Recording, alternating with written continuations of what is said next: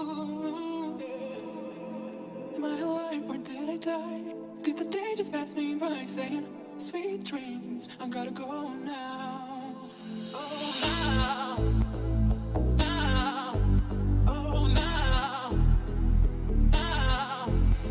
These are the moments when you wish you could live again, but sweet dreams, I gotta go now.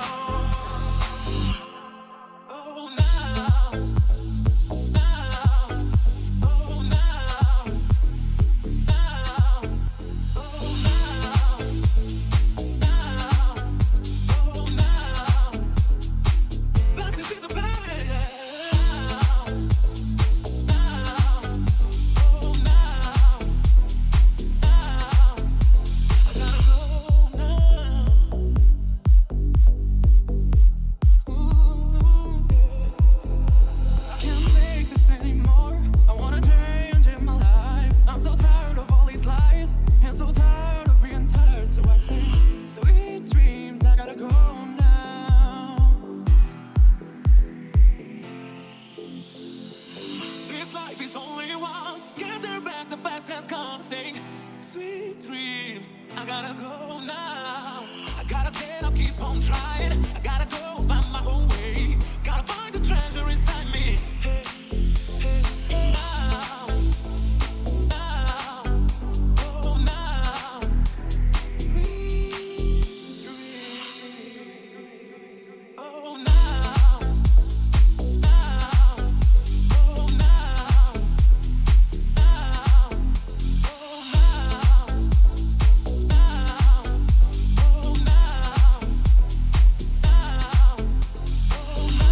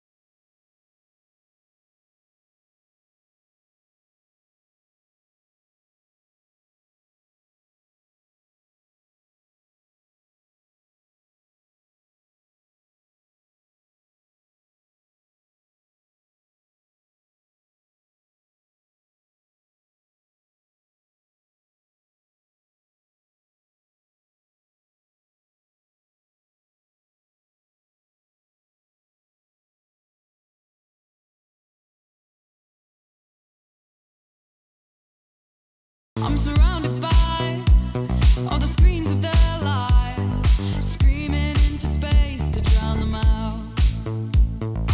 I fell down so low, felt nowhere to go, but I know you wait for me, you wait for me.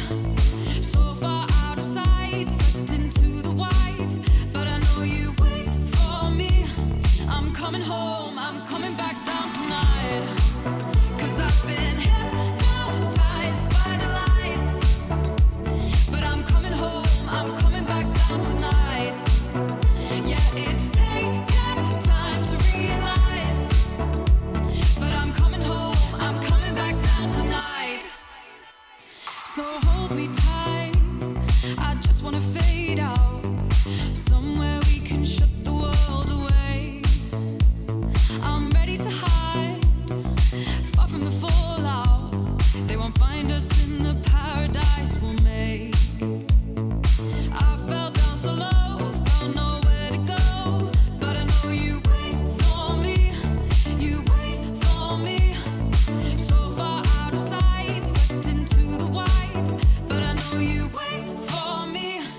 I'm coming home, I'm coming back down tonight, 'cause I've been hypnotized by the lights.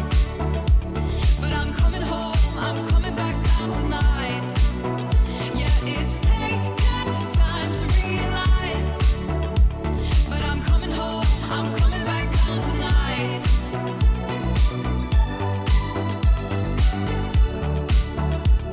I'm coming home, I'm coming back down tonight.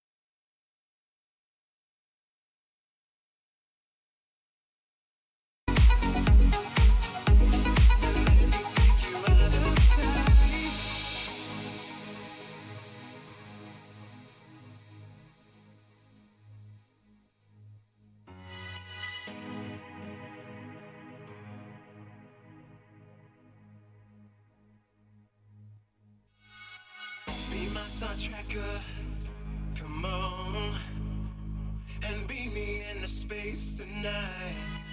Jump on this rocket, oh yeah, and let me take you out of sight. My world revolves around you. You're the earth to my galaxy. I'm on a never-ending orbit. Destination planet ecstasy.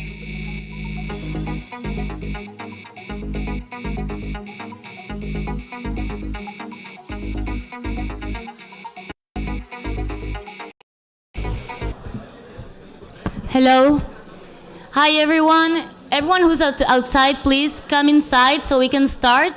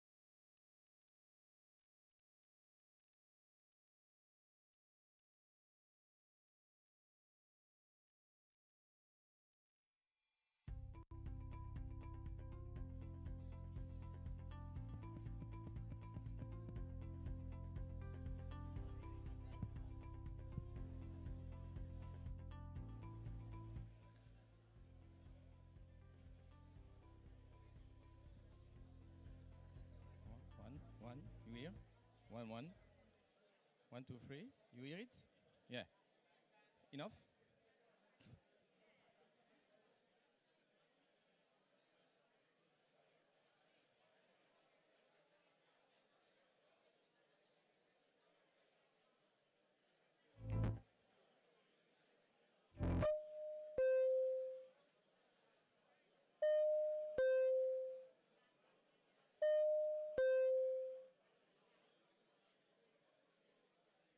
Hello. Hello, friends. Welcome to this event. So long time that we didn't have an event here, right? Thank you to the stock market, stock exchange, Boursa. Thank you for hosting us. Thank you all. You're coming from so much different places in the world. Friends from Australia, friends from the Valley, friends from US, from Europe, from Austria, from Russia, everywhere. So welcome. Welcome and thank you for joining this great event. I think it is going to be the sexiest event we had in Tel Aviv for the last 10 years. When Silicon Valley decided to join us here in Tel Aviv. For once, we're not going to take this terrible plane to San Francisco. They did it for us. So I'm very, very proud, and all the Sarona family, you know, we are so proud to host our friends from Andreessen Horowitz and Spark Capital and Kotu and GFC, but also you guys, fantastic guys, you know, joining us and being with us all along these years. So I'm Philip. I'm a co-founder of Sarona ecosystem. And as you know, different life. I'm also co-founder of Deal and founder of Prodware. So-called serial entrepreneur. Came to Israel in 2012 for 1 month and decided to stay. And for this moment, you know, we've been helping, investing, and addressing this market of Israeli startups. We started, at this time I remember, we said we're going to change the mindset of the Israeli startup. They need to do business. They don't need to think exit. People are saying, well, you're going to change the story. It's not going to happen. We did it. And so we did it so well. And you will meet all these crazy, fantastic entrepreneurs, young entrepreneurs, unicorn, 10 of them today speaking to you. We did it here. And now it's time for US to come and learn. No, I'm kidding. But it's time for US also to come and to have more interaction between us, Europe, and the US. So I'm very, very proud, very proud. I'm very sorry we don't have enough room. Mr. Bosa, you need to push the walls. But I'm sure people are having fun there. So thanks again for coming. I'm very, very proud to have you on board. I'm going to call my partner Toot, Shani, the CEO of Sarona Partners. She's going to moderate all this day. She's going to do a good job. I'm the chairman, so not time for me to sit. He's only doing the important things.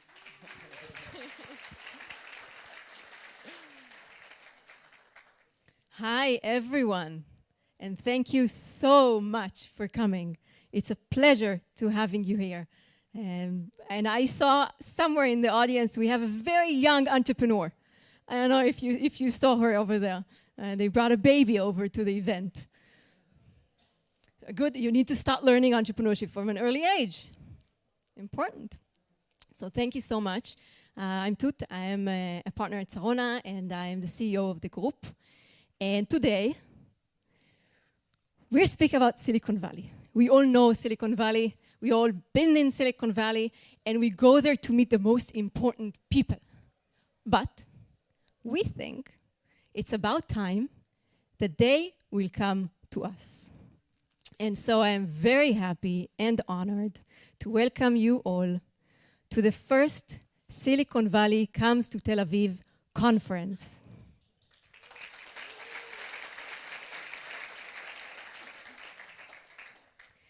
This event is hosted by Sarona Partners Group. And who are we? We are the biggest startup innovation ecosystem in Israel.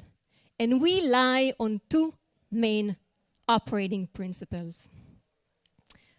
One is innovation, technology and innovation. and the other one is business. And our magic happens when we connect the two. Every single morning, when myself and Philip and David wake up and the team, we ask ourselves one question. How can we make someone's business a little bit stronger today? This is what we ask ourselves when we wake up every morning. And we've been doing that day by day since 2017.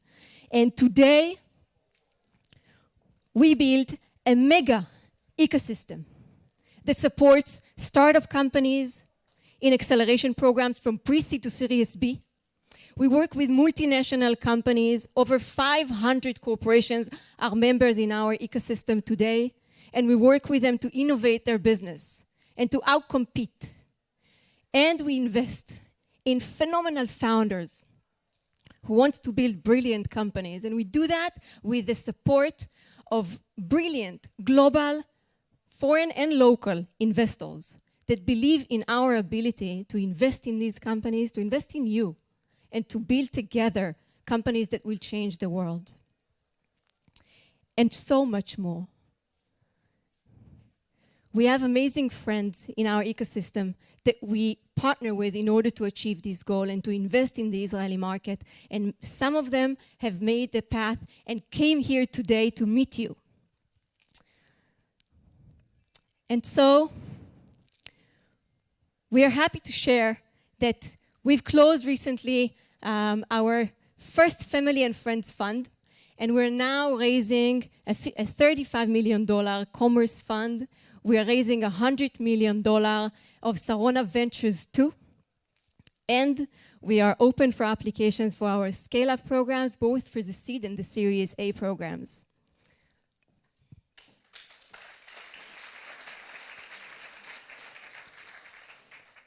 And so, without any further ado, we kick off this event.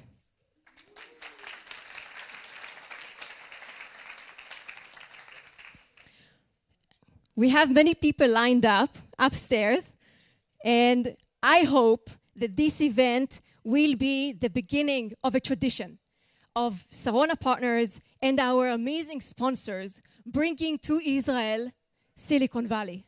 So welcome, you are our pioneers, pioneering this journey of bringing Silicon Valley investors and personas to Israel. Thank you. And welcome to the stage, our first speaker of the day. You can clap, it's okay, go ahead.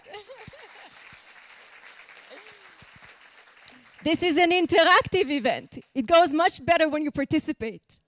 So welcome to the stage, our first speaker of the day, the wonderful Guy, CEO and founder of Check.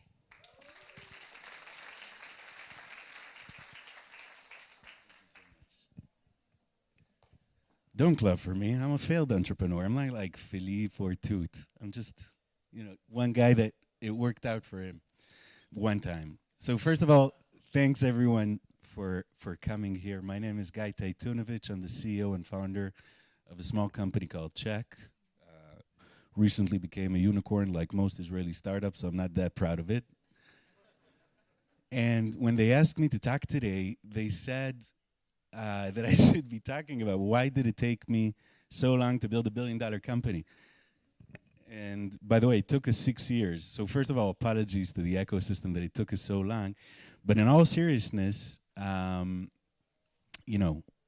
all aware, most of our parents didn't accumulate wealth. Most of our parents worked for 40, 50 years to accumulate a small, nice pension, and they were lucky if they were able to do that. So I'm humbled to have been able to build the small company that I've built. And I thought to tell you a bit about my journey, because it did take me 37 years to become the entrepreneur that I am today. And it all began with a fax machine. Mid 6 years old, Guy Taitunovich, that's me at 6 years old, a little more than 31 years ago. This was before the ulcer, before the entrepreneurial journey, before the eating disorders, sleepless nights, and tough road ahead. I was quite optimistic here. This was only after my first startup.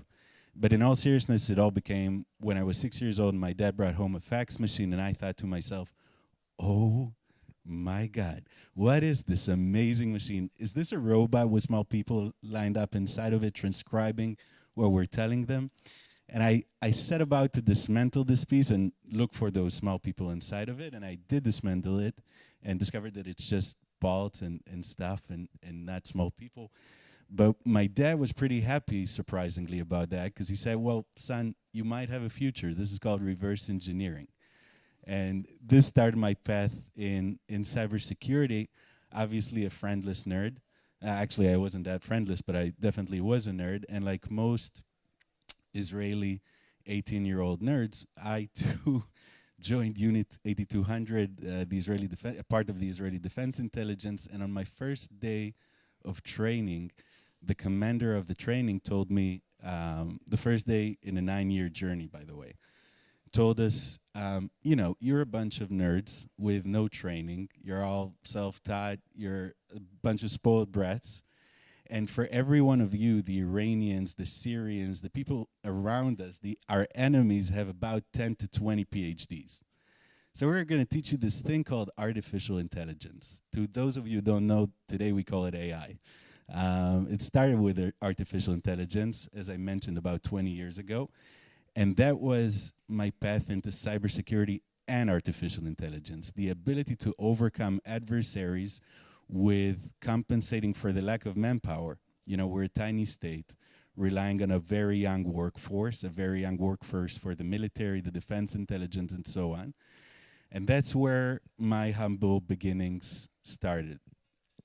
Chapter 2, 7 years later, after I left the military, I called it Everybody's Gotta Learn Sometimes because this was my learning stage in the business world. And also because it's the theme song for a movie called Eternal Sunshine in a Spotless Mind, which is what really every entrepreneur should have if they want to succeed. Eternal Sunshine in a Spotless Mind. And my journey began with a company called Edzuk, or how I was CEO during the day and a paperboy plus driver at night. Edzuk, I thought it would be cool to start a business. You know, I was a young, stupid entrepreneur, and it was 10 years ago or so it still made sense to start a company without a product, even if you're a techie. And I started a digital ad network in the Middle East and North Africa. I thought it would be fun to meet with people and not sit in front of a computer for 25 hours a day, 8 days a week. And it was indeed fun, but I don't know if you know, the Israeli military doesn't pay that well. So my savings were out in like 6 months. I put everything I had into the company.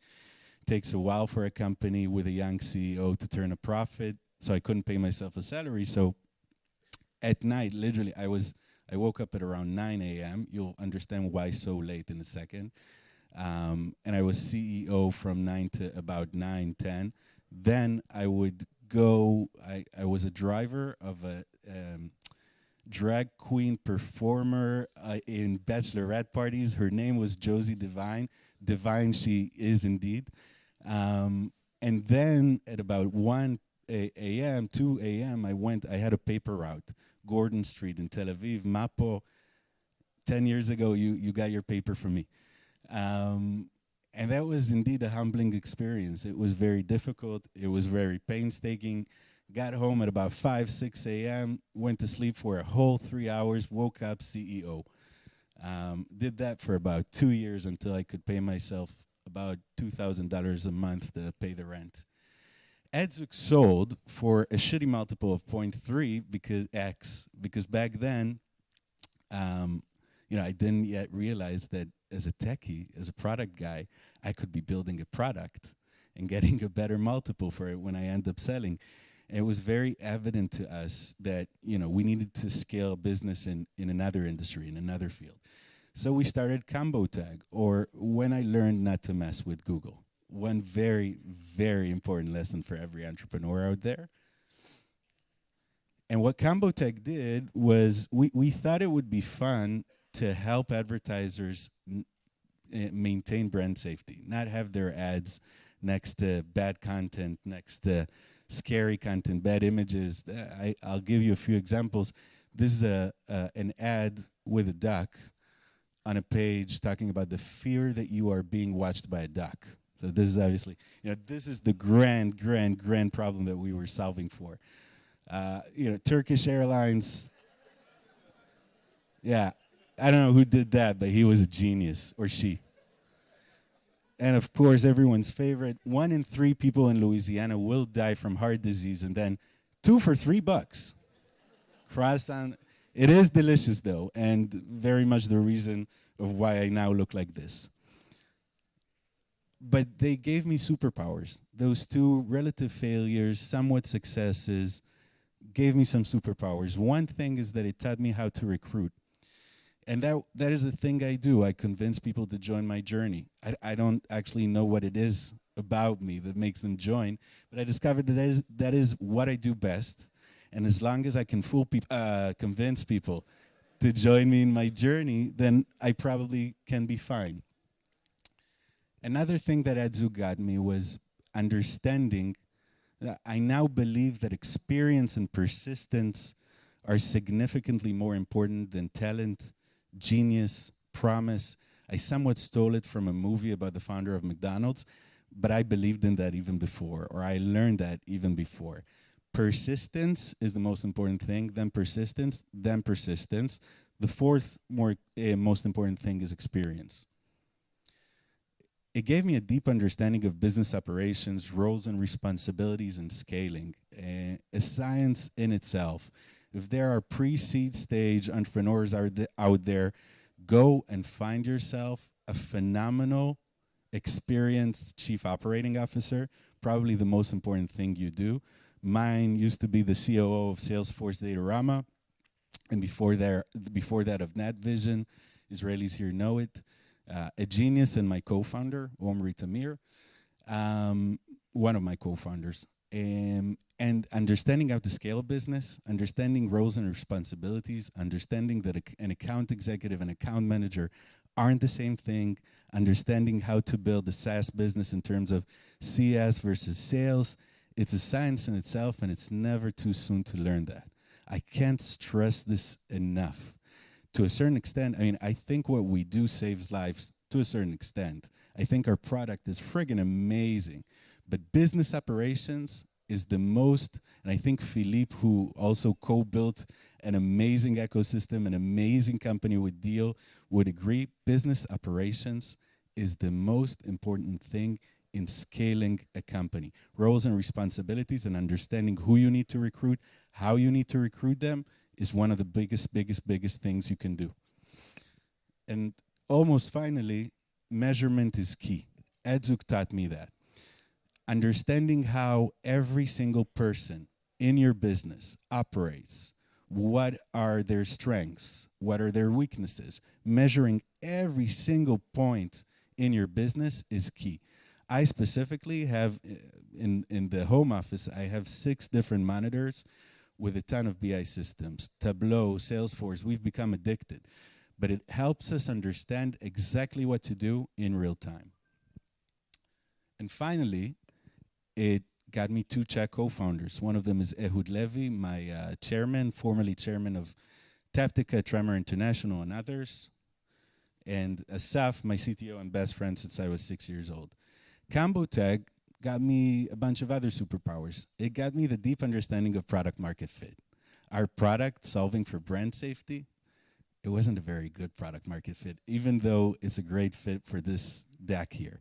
And I think it helped me understand. With Cambotech, for instance, we were very lucky to get 2 first contracts very quickly, very big contracts, and it fooled us into thinking that we actually have product market fit.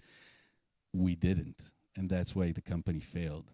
Understanding when you actually have product market fit. And by the way, when you have $20 million of ARR, even then, you don't necessarily have product market fit. We're currently at about $40 million of ARR at Czech, which I'll present to you in a sec. And I'm still thinking that we might have, and we're growing like crazy and very efficiently, and I'm still wondering, do we have product market fit? We're a pretty big company, we're a unicorn, and I'm still constantly wondering, do we have product market fit?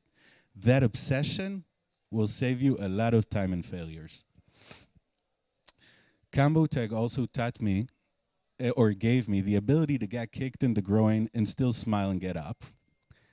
Another thing that it got me is then to fall face first in the mud and still smile and get up. And then get hit by a truck and still smile and get up. I can't stress enough how persistence is important. Until I was 27, I'm a graduate of a very astute training program in the Israeli Defense Intelligence called Chaman Talpiyot. Until I was 27 years old, I mostly got yeses. People mostly told me yes. People told me that I'm great in many things. You know, life was fairly easy. I don't come from a rich family, but you know, when you're a nerd, a lot of things come easy. When I became 27 years old, left the military and became a businessman, an entrepreneur, life became hard. Let me tell you, my failures are way more glorious than my one success story. I'm 37 years old today, and I've got mostly failure stories to tell you and one success story. You get kicked in the nuts, pardon my French, so many times in that path, so many times in that route. And one of the secrets is, who gives a flying F? Just get the F up and continue running. Never, ever effing give up. And it always also got me one of the Czech co-founders, Omri, that I told you earlier about, my co-founder and COO. And chapter 3, I called it very boringly Czech, because it's the least interesting part of this quick deck. This is the one success that I actually had. Czech today is the global leader in go-to-market security, a category that we invented. It wasn't very tough to be. We were global leaders in that at the very beginning. Now there are quite a few companies in that field, but we're still at 95% market share thereabout from everyone who currently uses a solution go-to-market security. What we do is we secure every bit of your go-to-market operation, organization, systems, platforms, from everything that is bad and scary, the boogeyman of digital. We have customers that love us and rave about us and tell that we're mission critical. I never had in the previous startups, never ever had customers who were actually in love with us. Far from it. Product market fit.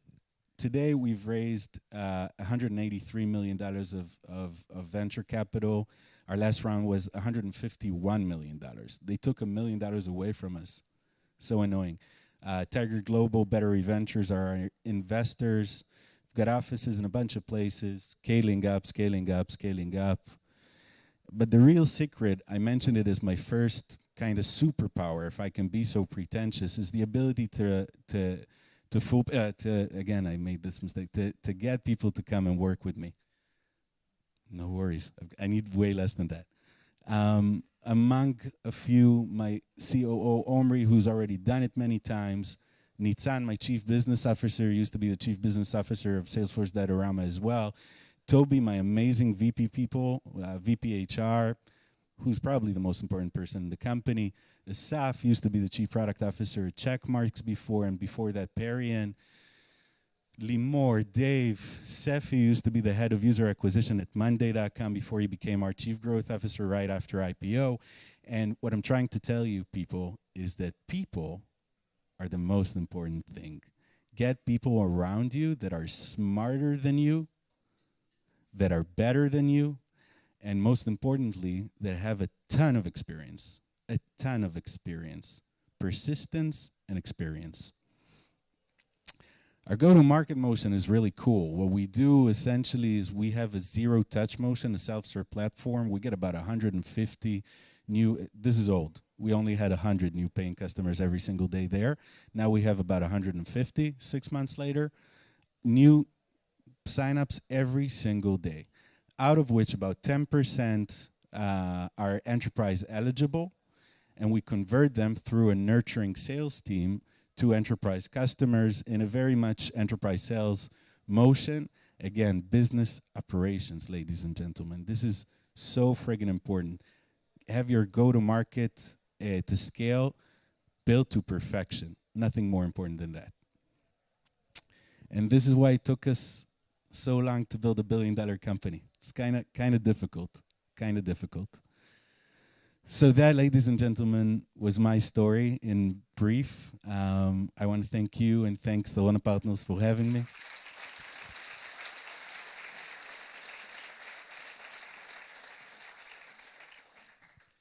Toot, thank you so much. Thank you. And, stay for 1 second. I agree with you on two things. One is that people are most important and you need to choose people smarter than you. I never went to school and I have a PhD and an engineer next to me. So everything is taken care of. And the second thing is the business operation and COO. My COO is an engineer taking in the pocket your Salesforce guy. Hopefully for you. Thank you. Much.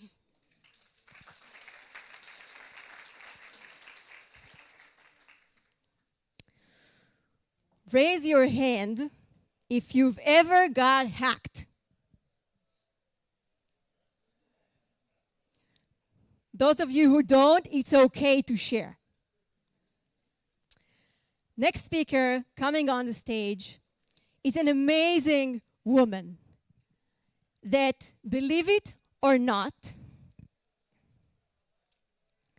she is actually the first ever Israeli female hacker. So beware, and Sol, get on the stage.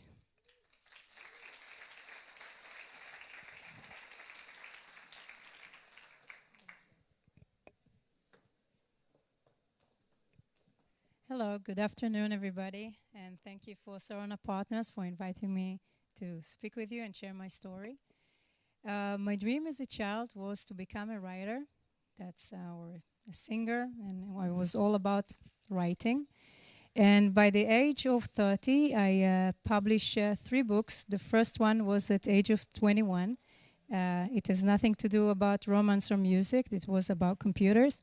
The other 2 books was published by Microsoft Corporation, all about cybersecurity and privacy. So my name is Sol Zvi. I'm a serial entrepreneur and investor. And my story starting when I was chatting with a very nice guy for 3 to 4 hours. We're talking about life in general and every cool stuff that we could share with each other. And after a while, I was just asking him, so tell me where you are from. And he told me that he's from Lebanon. And trust me, I was so excited that the world becomes so tiny. And suddenly I could talk with what we called enemy. And I said, wow, the internet changed everything. This is a big thing for humanity. And I asked him, so he asked me back, like, so where are you from? And I was totally excited, telling him that I'm from Israel. He was excited, and he said, so you're a Palestinian chick? And I said, no, actually, I'm Israeli, Jewish, and I didn't finish the sentence to say woman. And something just happened to my computer. Things just moved upside down. My desktop looked like a mess. And I got a note saying, you have been hacked.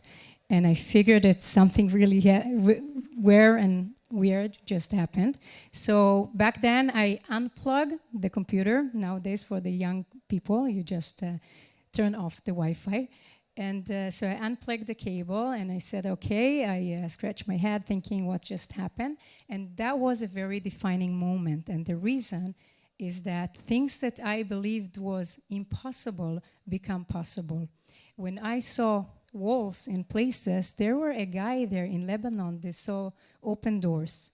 That changed my life. That moment changed my life, because that's not the only thing that I got. I got another thing that just I carry during my path and my career. And that is that everything that you read in a book, as somebody that my dream was to be a book writer, and I published few books, it's a history book. So if I want to become or look at the future, I need to become part of it. I can't just read it in the book, because that's a history book. I wrote myself like 1 or 2, yeah? So I didn't join the university. I didn't study there. I was looking for the information everywhere.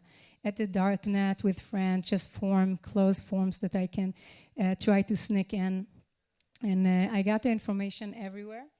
I was actually what you call a black hat at night, and at the morning I used to hold the white hat.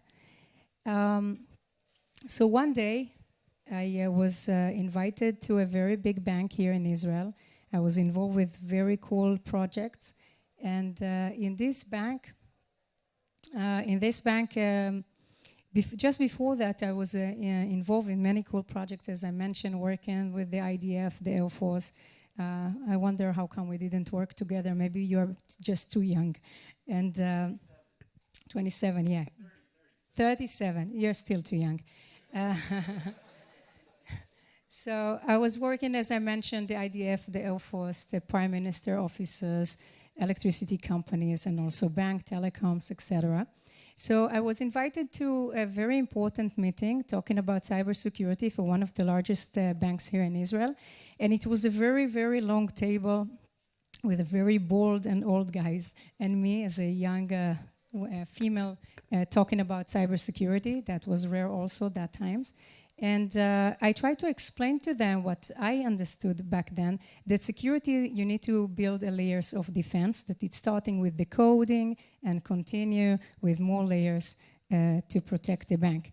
But they were sure that they're doing everything so right, and they are the most secure bank in the entire world.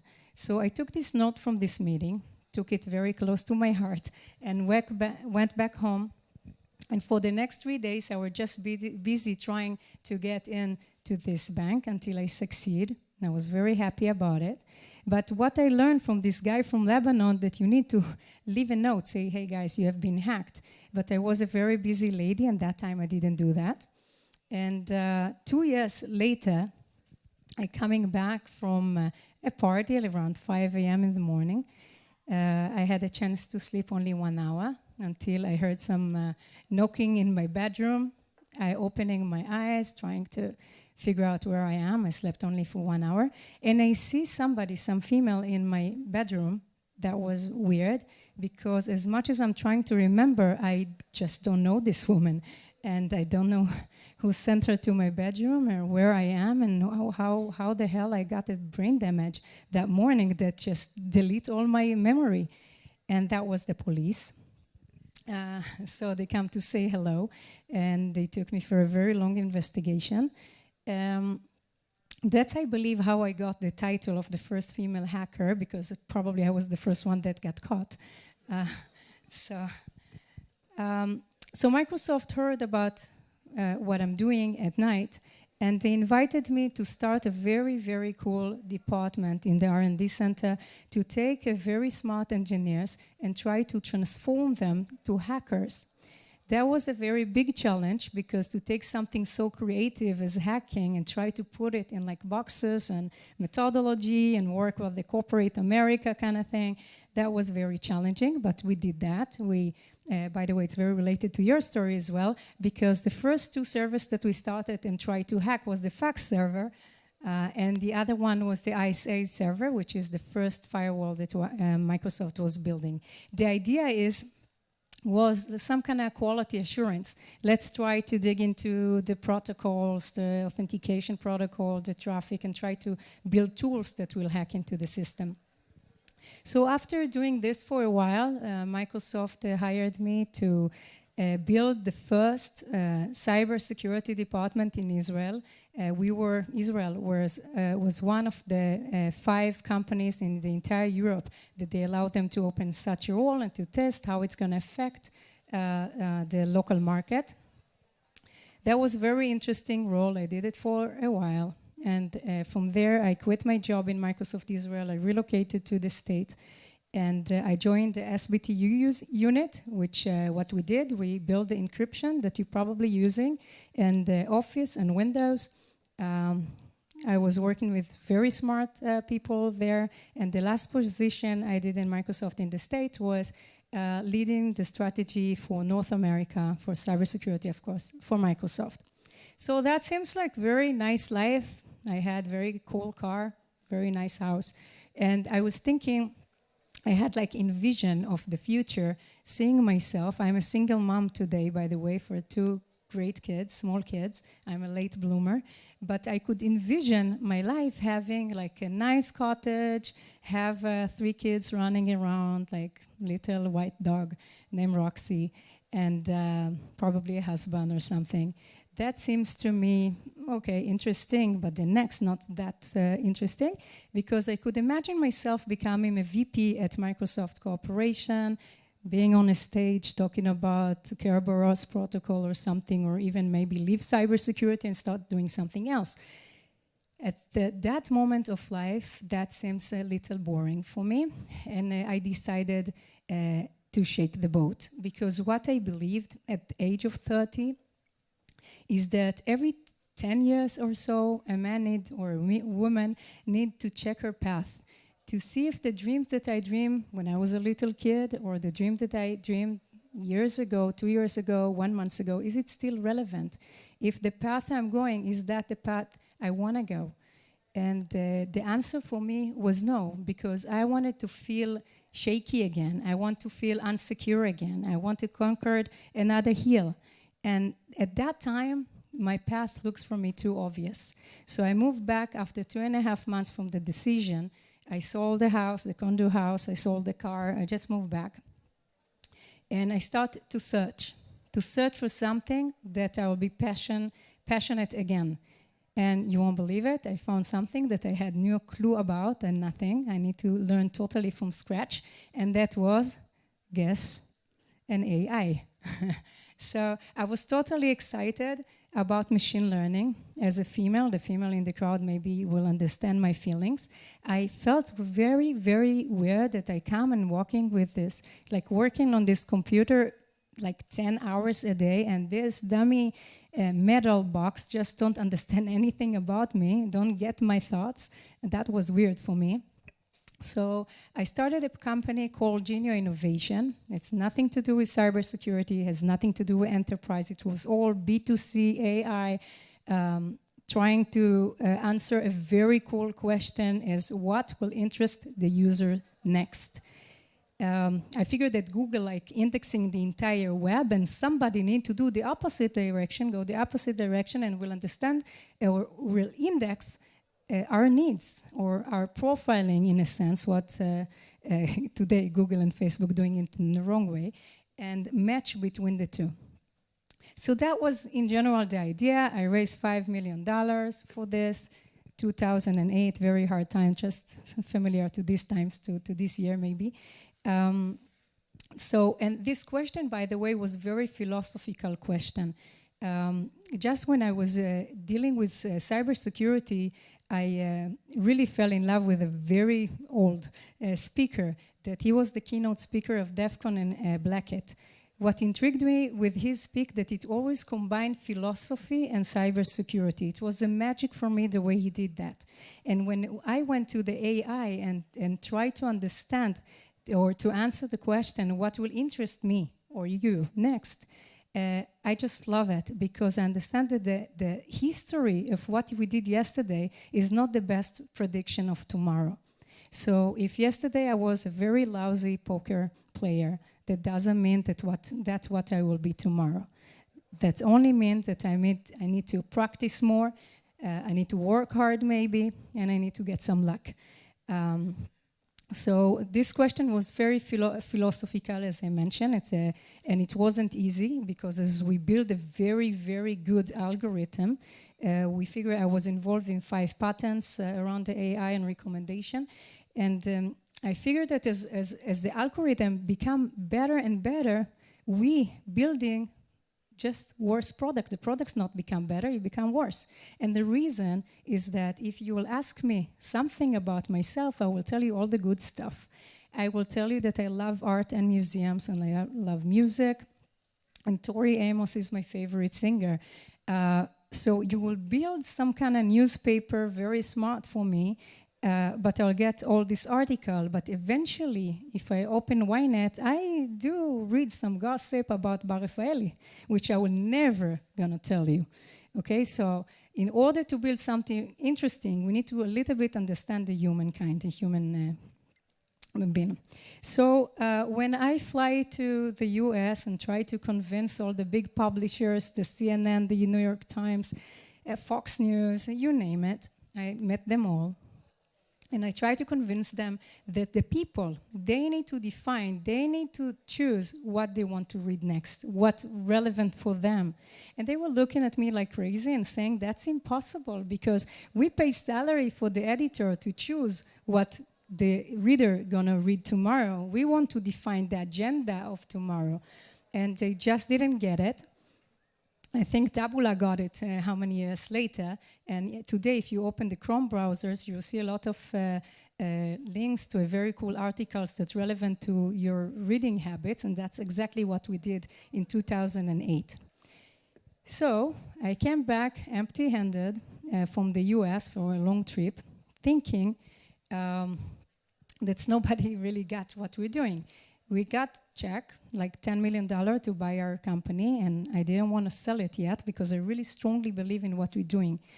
I was looking at my bank account, the company bank account. We left with $200,000. That's not enough. With the salary today, for developers, it won't enough even for 1 month. Back then, I can buy a few months with this money. But I was thinking, that's impossible. We have only, I don't know, a few options. One option, dilute ourselves, raise more capital, and continue moving that direction. The other one was to shrink the expenses of the company and try to gain more time. Times, by the way, is something that's very important for startups, because if you have more time to change your way, you have more time to build a new path, to think about new directions, but I didn't want to go this path. So I was sitting in the house, just looking at the picture, kind of thinking, oh, well, we didn't get lucky with this company. And finally, I just got it that I'm looking at myself in one of my pictures, and you can see the crowd, just as I see you now, all opinion leaders in the crowd. And as an ex-Microsoft, we develop everything on PC. And then I see that everybody holding a Mac. So I went to the management meeting the morning after, and I said, and everybody just, looking at me. I see eyes, a room full of eyes looking up, thinking, okay, what will be next? And I said, guys, we got very, very lucky. And we got lucky because we were stupid enough to develop on Java. And that means that whatever we develop until now, we can transform from PC to Mac in no time. They were looking at me like crazy. One wanted to quit. The other one was to say, why you drink last night? Like they didn't really get it. And but I was consistent. I was really sure that my gut feeling was right. Those opinion leaders in the room, the old guys there, they just didn't try our product. They clapped their hands. The story sounds good, but they didn't try it. So I asked my partner, we were two co-founders, like, what do you think about the idea? Like, I need some support, man. And he told me that he have no idea, but if this is what I believe, I should go with my gut feelings. And he just backed me up and just said, be accountable for your way, and good luck. So this is what I did. We changed all the product. We support Mac at that time. And then I, again, tried to pitch to all those people with those Macs. And that year, two things happened. One, we got from PC Magazine the best productivity tool, together with Norton Antivirus, or Microsoft Office, Google Chrome, and Genio Innovation. What we did, that was really cool. That bring us some traffic, some Mac traffic. And we realized that we make a lot of money from Mac users, much more than you can imagine that you can make from PC users.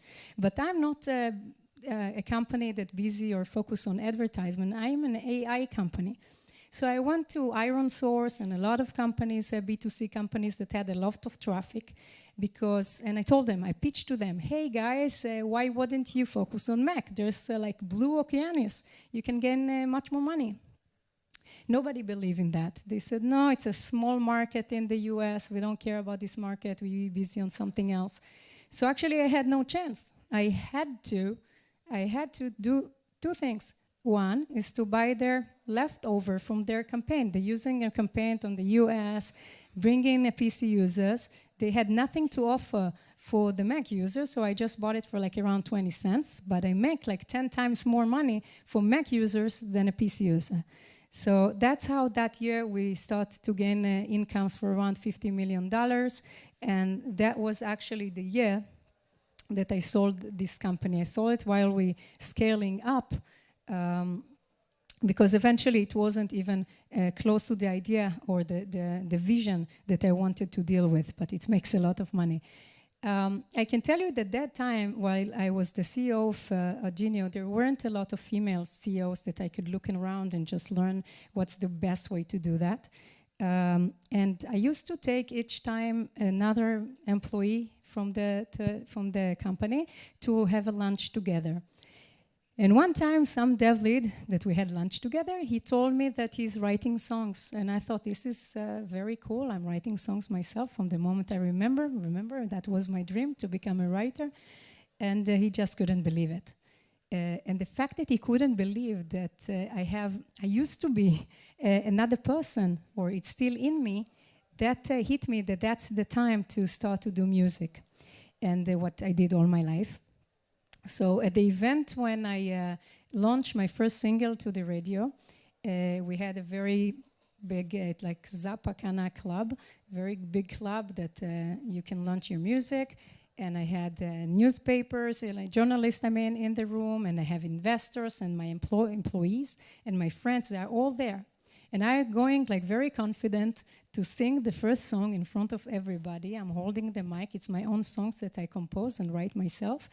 And I start to sing and I figure, God, which hat I'm holding? The white hat, the black hat, the CEO hat, like the friend hat, the daughter hat. Like I was totally confused because I was playing all those roles because I had to make them up. I didn't have anyone to look up to and say, that's the CEO I would like to be.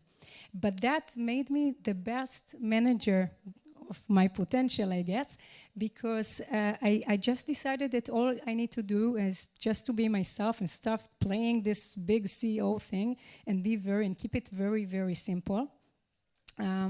So when we sold the company for Genio, that was in 2014. I was pregnant with my first daughter. That happened the same month.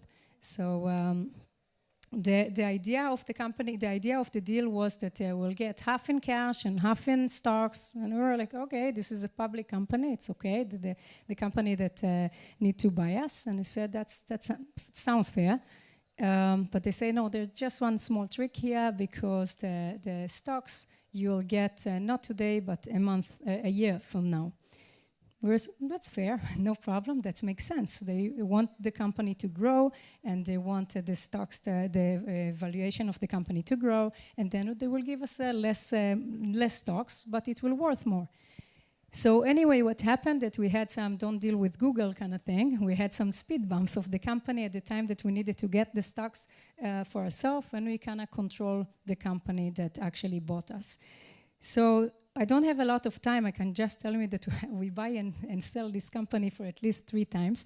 But what I'm doing now is shaking the boat again. In the last year, I started a new startup company. Now I am lucky enough to put my own money in order to make it happen.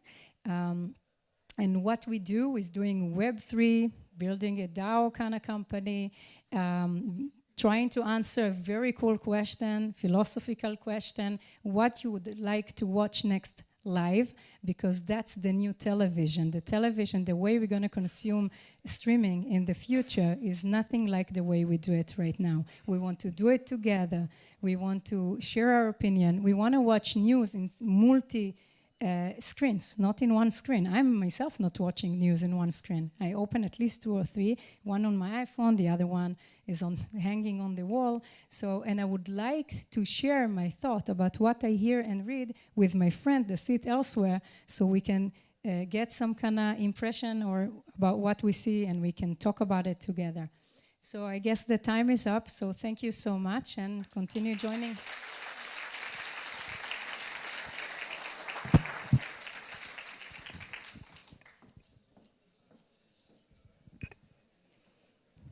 Selling your company 3 times, the same company, It's like selling an apartment to 3 different French tourists at the same time. It's like it's cheating. Thank you so much, Sol. And next upcoming, we've all have someone that we know that have cancer or had cancer. And for many, many years, we dream that someone would stand up and say, enough. Enough is enough. And we found that someone.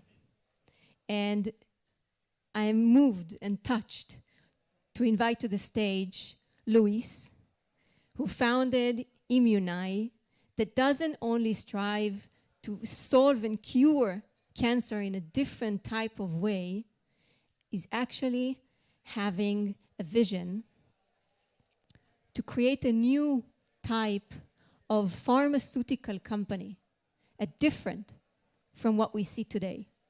Different strategies, different methodologies, in order to give better medicine to the entire world. Luis, the stage is yours.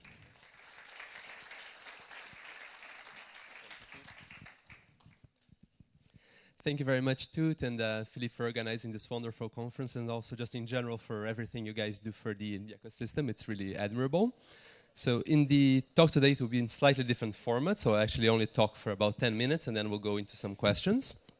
And the main takeaway that I would love you guys to have for the talk is to inspire you into, if you want, to move into an industry that you really don't have a lot of experience with, and that can mean that you actually bring a lot of strengths into it, which is a big part of, I think, my story and my co-founder's story in starting Immunai. So I'll start with a little bit about me. I grew up in Rio de Janeiro. I was born there, and I moved to New York City when I was 16 with my family.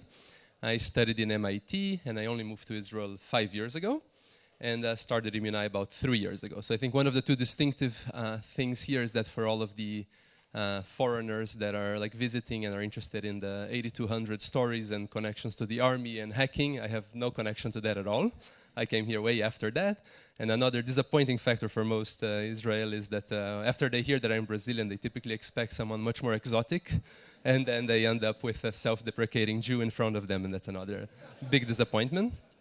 And I studied mathematics and computer science for my undergrad and for my master's, and all in MIT, and I continued there for my PhD as well.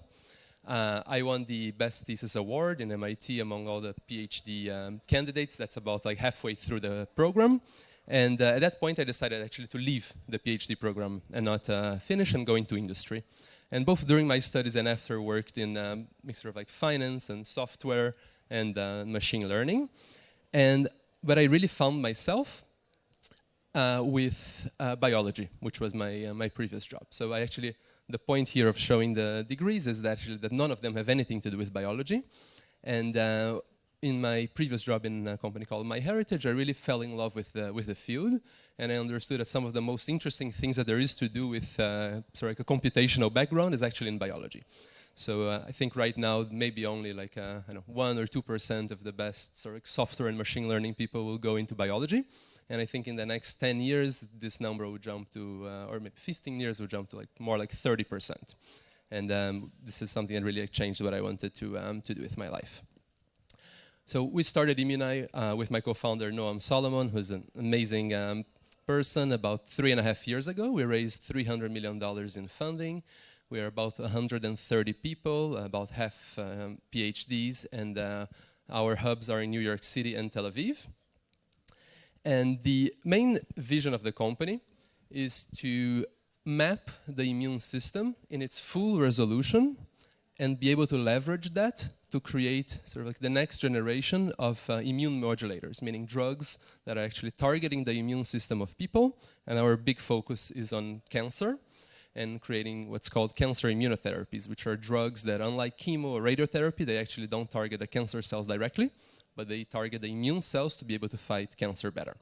So to give you guys a technical anecdote from some of what we do, in this image here, each dot is a cell, and this actually comes from only one patient.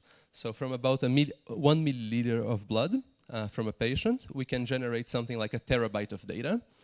from the cells in that patient and then characterize it in its full resolution. One of the things that we realized very early on in the company, I'll tell you a bit more about some of the changes that we had, is that we were not from the industry. And Noam, actually, he does have army stories, but he's a machine learning guy as well.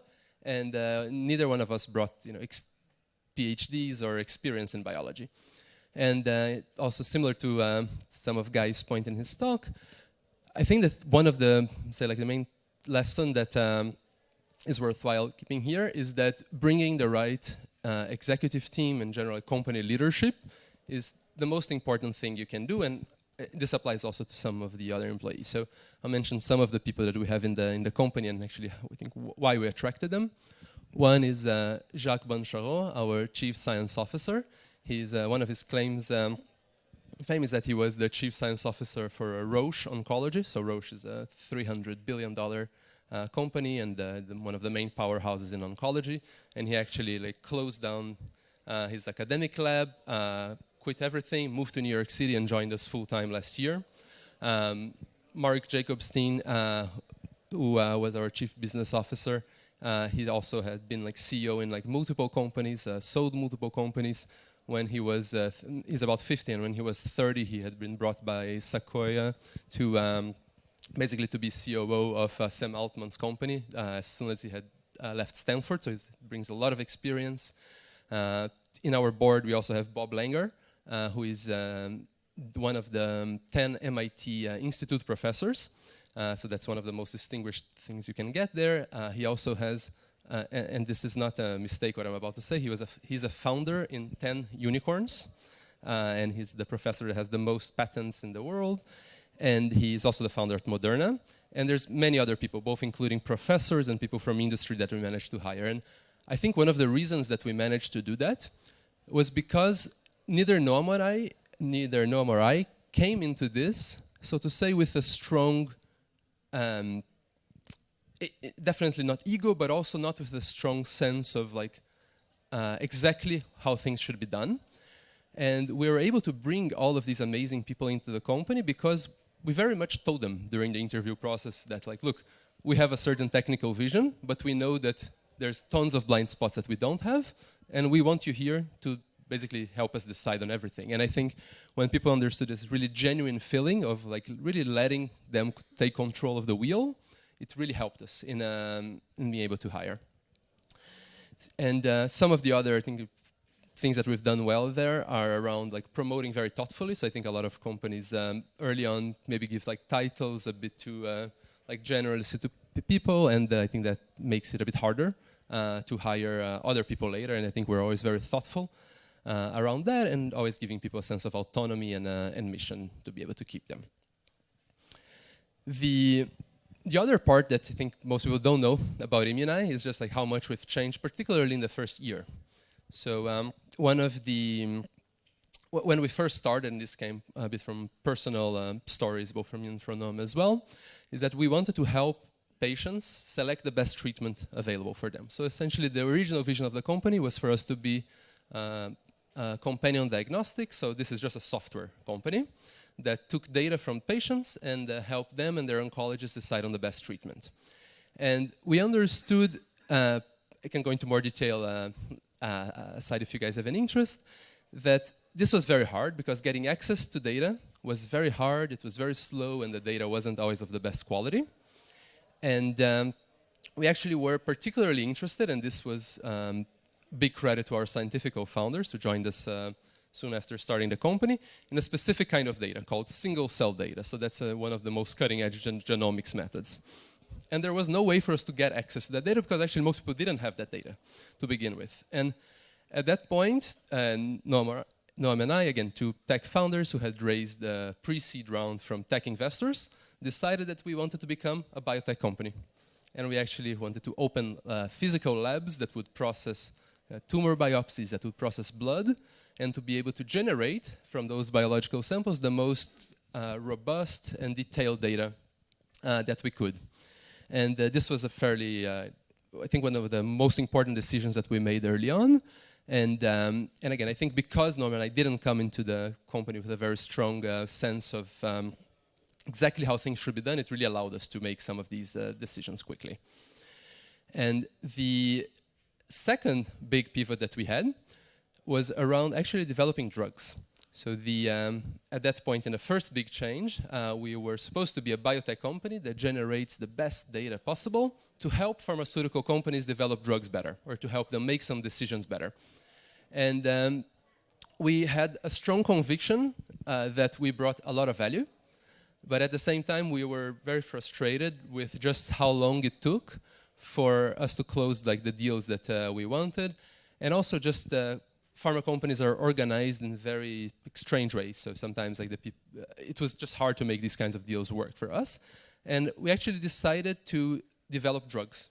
And and at that point we had a few $1 million in revenue about a year into the company, which was like something that we were proud of. But we actually came to the board again and said we don't want to do that.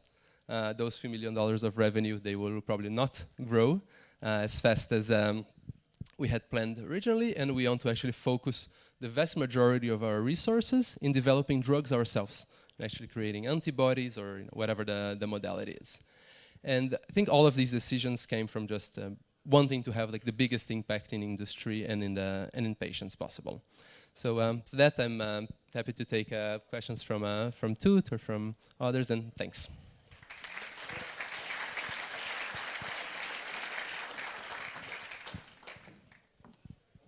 Thank you. I think we will take, instead of having our own, I think we will take one question from the audience instead of having our own questions. Who wins? Does anyone have one question? Yes.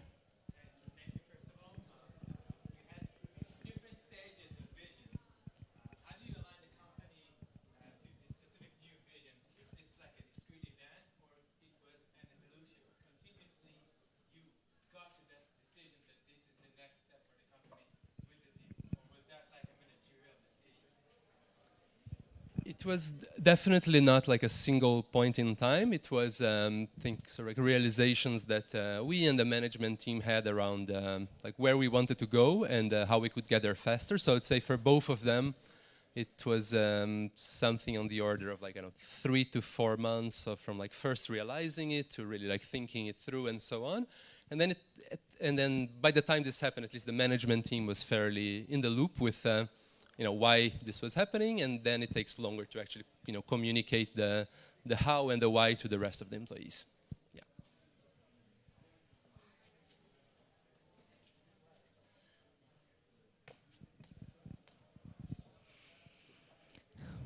I have a very, very good friend that recently his mom just passed away from cancer, and I think that what you guys are doing is so important.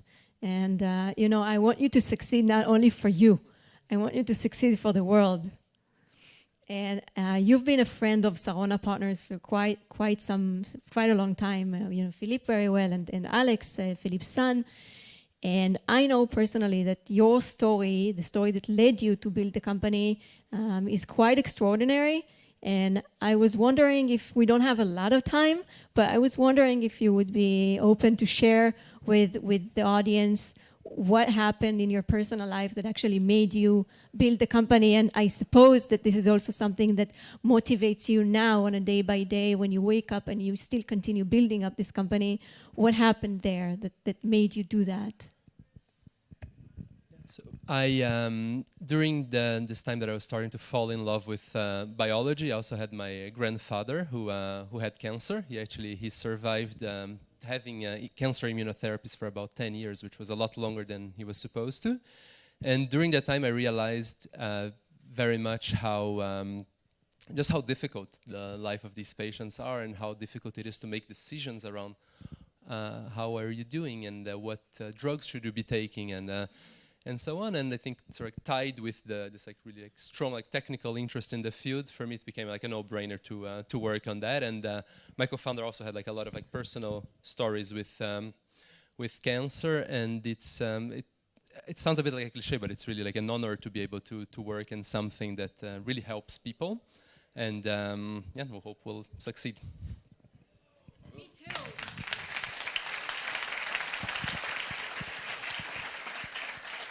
Thank you. Thank you so much. Are you guys warmed up? Are you guys warmed up? Good, because that was our warm-up. Now we're starting this show. We're going to have upcoming 3 fascinating panels. One about the future of work. And they're going to come up on stage. Guy Lachman from Pearl Cohen.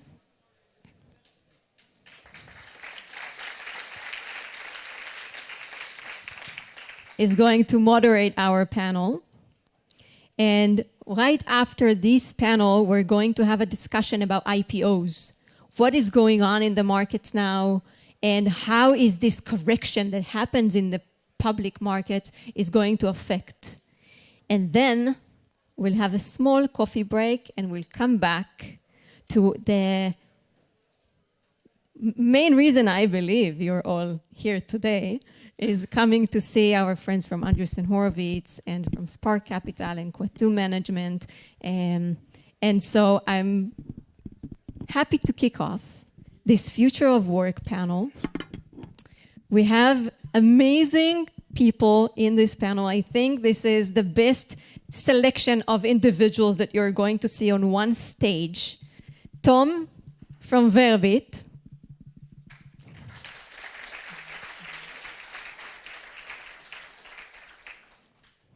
Ronnie from Hi Bob. Michael from Huffy. And Shaw from Dill. I'm going to sit in the first row and listen to you all with desire. So go ahead, kick it off, and let's hear what's coming for talent in the world. Just not working. Thank you too, this amazing intro. Hope we won't disappoint anyone. Great being here. I'm a very proud partner of Sarona Partners. I've been assisting them, supporting them, I think for 5 years almost. I'm a partner in one of the largest Israeli law firms. It's called Pearl Cohen.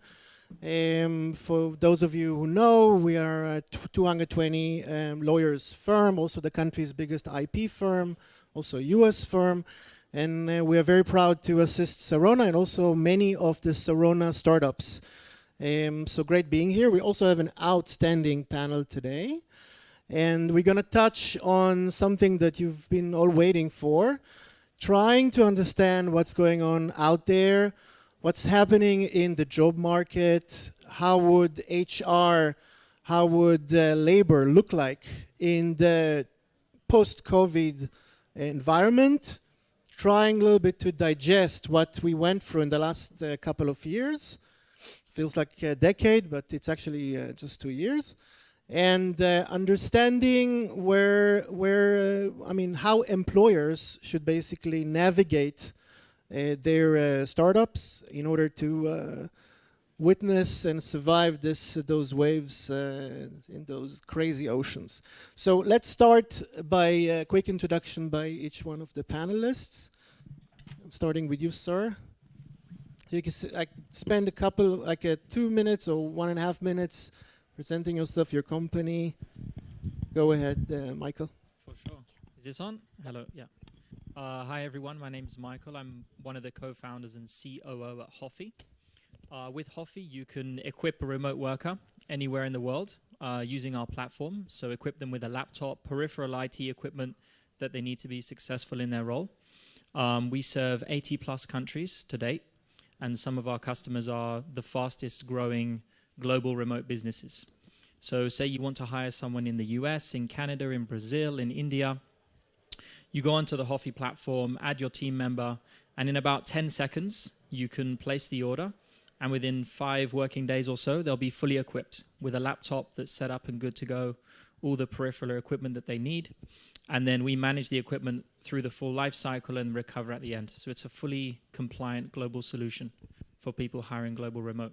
In terms of the business, we are 100 people headquartered in London, but we have team members in 15 countries around the world, and we are growing quickly. Awesome, thank you. Over to you, Shaw. Hey, I'm Shuo, co-founder and CRO at Deal. So at Deal, we support payroll for remote teams. So what we do is that we help companies to expand internationally and onboard their international employees as with or without the entity globally, so that we run payroll, give employees a great experience, and provide a very cost-efficient and optimized solution for the companies for their global expansion. Yeah, so you're basically the Chief Revenue Officer of Deal. Yes. Thank you, great having you here. Over to you, Mr. Zahavi. Hi, I'm Ronnie.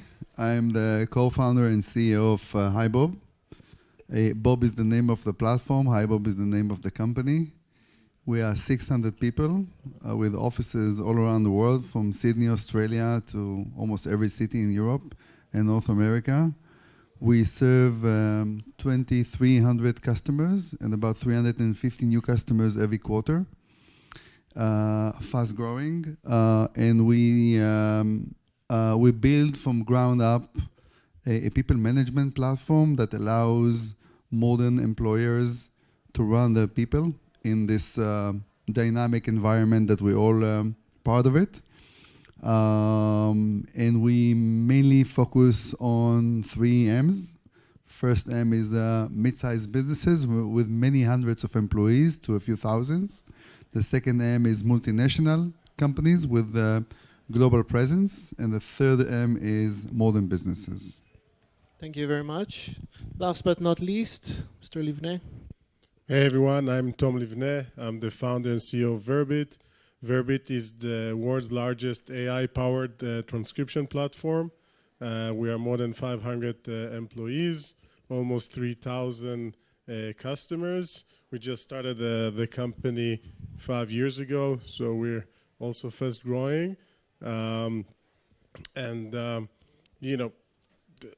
Always you ask yourself, why should people buy your product? In our case, it's easy because they have to. There's regulation. We operate in 3 main vertical: education, legal, and media. So think about, we help people with disabilities, hard of hearing. Like if there's some of you today that, you want to enjoy from the verbal content as all of us, so we help, to make it accessible around the globe. And as I said, we are the largest on earth today. Awesome. Thank you, everyone. I'll start with you, Ronnie, with your permission. If you could help us understand what happened here in the last couple of years. I mean, how did the work environment change? What are we seeing now? Why are these times so different? And your observations. Sure, thank you. We can talk 2 days about your question, but I'll try to summarize it. So many things happened in the past 2 years. Before COVID, during COVID, where we are right now, and the market correction, and they are all impacting the way people work and the decision that C-level are making with regard to their people. But if we go backwards, when we founded the company, we thought that the generation transformation, the fact there will be new type of employees that will dominate work with different attitudes and behavior, that will be the trigger for a change in the market. So things that we are facing today, either as challenges or opportunities, such as work remotely, flexible working hours, we thought those things will be driven by the generation transformation. And what happened 2 years ago, that all those changes were accelerated, and there is no turning back. There are best practices that are part of our life and part of the way we work that will stay with us forever. And only look at what happened in the past 6 weeks when the new cycle started with the market correction or market recession, and everybody is freaking out on what to do with the people, freeze their budget, lay off, continue to build. It's very a sensitive topic, but to give you a nice perspective, my grandfather, my father, and myself, 3 generations, we worked at the same patterns. Nothing changed. We worked 9 to 5. We work in main office. We work full time. We work in main cities. My kids, and I believe part of the people here, they will have a different experience as managers and as an employees. And if one word that I need to choose that will explain the future of work, it is flexibility. Companies that will adapt and understand what does it mean to be flexible in the way people expect an organization to manage them, flexibility in working hours and other patterns, they will be the winners. And the winners in this industry are the ones that can hire the best talent and retain their people. Thank you. So, other panelists, do you agree? Michael, do you concur? Is it 100% a good phenomenon? Do we have negative aspects of this new work environment, new work habits? I agree with Ronnie on, 3-4 generations before us worked in a specific way, and this is going to be the next generation that bucks that trend, that works completely different. And yeah, it's flexibility. Trying not to be biased, because my company, Hoffi, we benefit very much from remote work and flexibility, but we've done a lot of thinking on why this is going to be a change that is going to stay forever and not something that's going to fade away. And I think you can look at it from the employer perspective and the employee perspective. From the employer perspective, you get access to sort of 3 things that are really powerful. One is reduced costs. So, whether we like to admit it or not, hiring people outside of the big cities is cheaper because they're not buying $15 avocado on toast or whatever it is. The second thing you get is bigger talent pools. So if you hire within the city, you hire within a 20-mile radius coming to the office, you maybe access 5 million, 10 million, 15 million people. If you want to hire plus minus 3-hour time zone, you then access about 1 billion people. So I know which talent pool I would rather be fishing in. The third reason for the company side is offices are expensive. You can get that cost down if you're hiring remotely and flexibly. On the employee side, the exact same phenomena exhibit in benefits to them, right? So the first one, yeah, the salaries are lower outside the city, but it also means for people outside the cities or in countries that weren't usually having high growth companies, they can get higher salaries. It also means that these people have access to a larger pool of companies they can work at, and they can work from home and spend time with their family. So these forces for me are very powerful, and I don't think anything can stop them now. I agree with Michael and with Ronnie that this is going to be the change, and it's going to become the mainstream, and it's going to be the lifestyle, not only a work style, but also lifestyle of the new generations, right? So think about the technology today, even like 5 years ago, right? So we have Slack, we have Google Meet, we have a lot of platforms online to support us to meet people internationally, to meet people virtually, right? So I remember 5 years ago, my friends worked at LinkedIn. He was able to work 3 days at home and then 2 days in the office, just because he lives in San Francisco, and then his office LinkedIn is in Palo Alto, right? So he just uses Slack and then Zoom to call in, join meetings, and then that's it. And then even though while he was in the office, like, he and his colleagues sitting together, they use Slack to communicate with each other, right?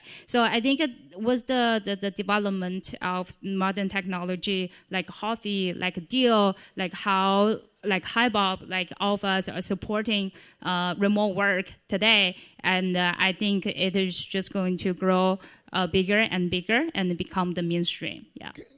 You think, all of you, that this is a phenomenon that is relevant to high tech, or do you think this will also be seen in other industries? I mean, the world has completely changed.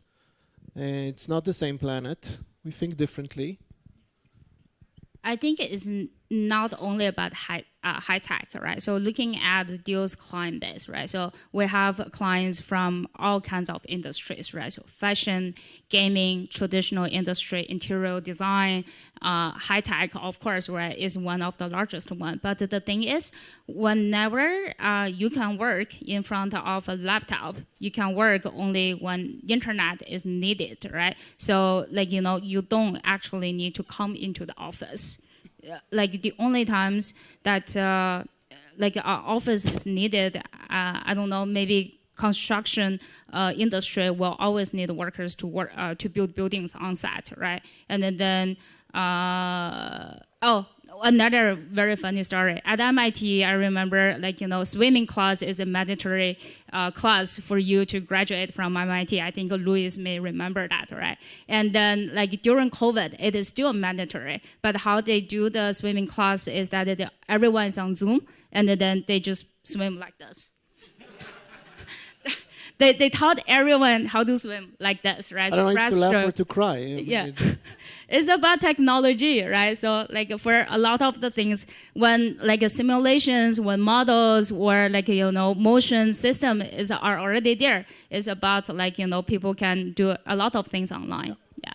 Yeah, so let's touch, Michael, maybe then Tom. Let's touch a little bit about the new challenges that emerged through these changes. Maybe focus on retention, on the challenges CEOs and others have in finding the right talent, making sure there's a conversion, that those talents are actually being hired. Obviously, the job market, the hiring market has also been going through changes. What are your observations on that? Yeah. So I think there's two phenomena at play.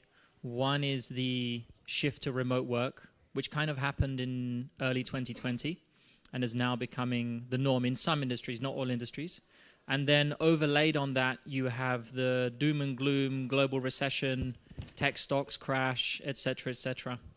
So I think, yeah, the really interesting question is what's happening in the last like 3 months with the doom and gloom tech stocks crash. We see three things. One is hiring is slowing down, definitely. Two is benefits and perks. They're sort of getting reduced quite a bit. But the third thing is that the talent pool is staying strong and actually growing and getting stronger.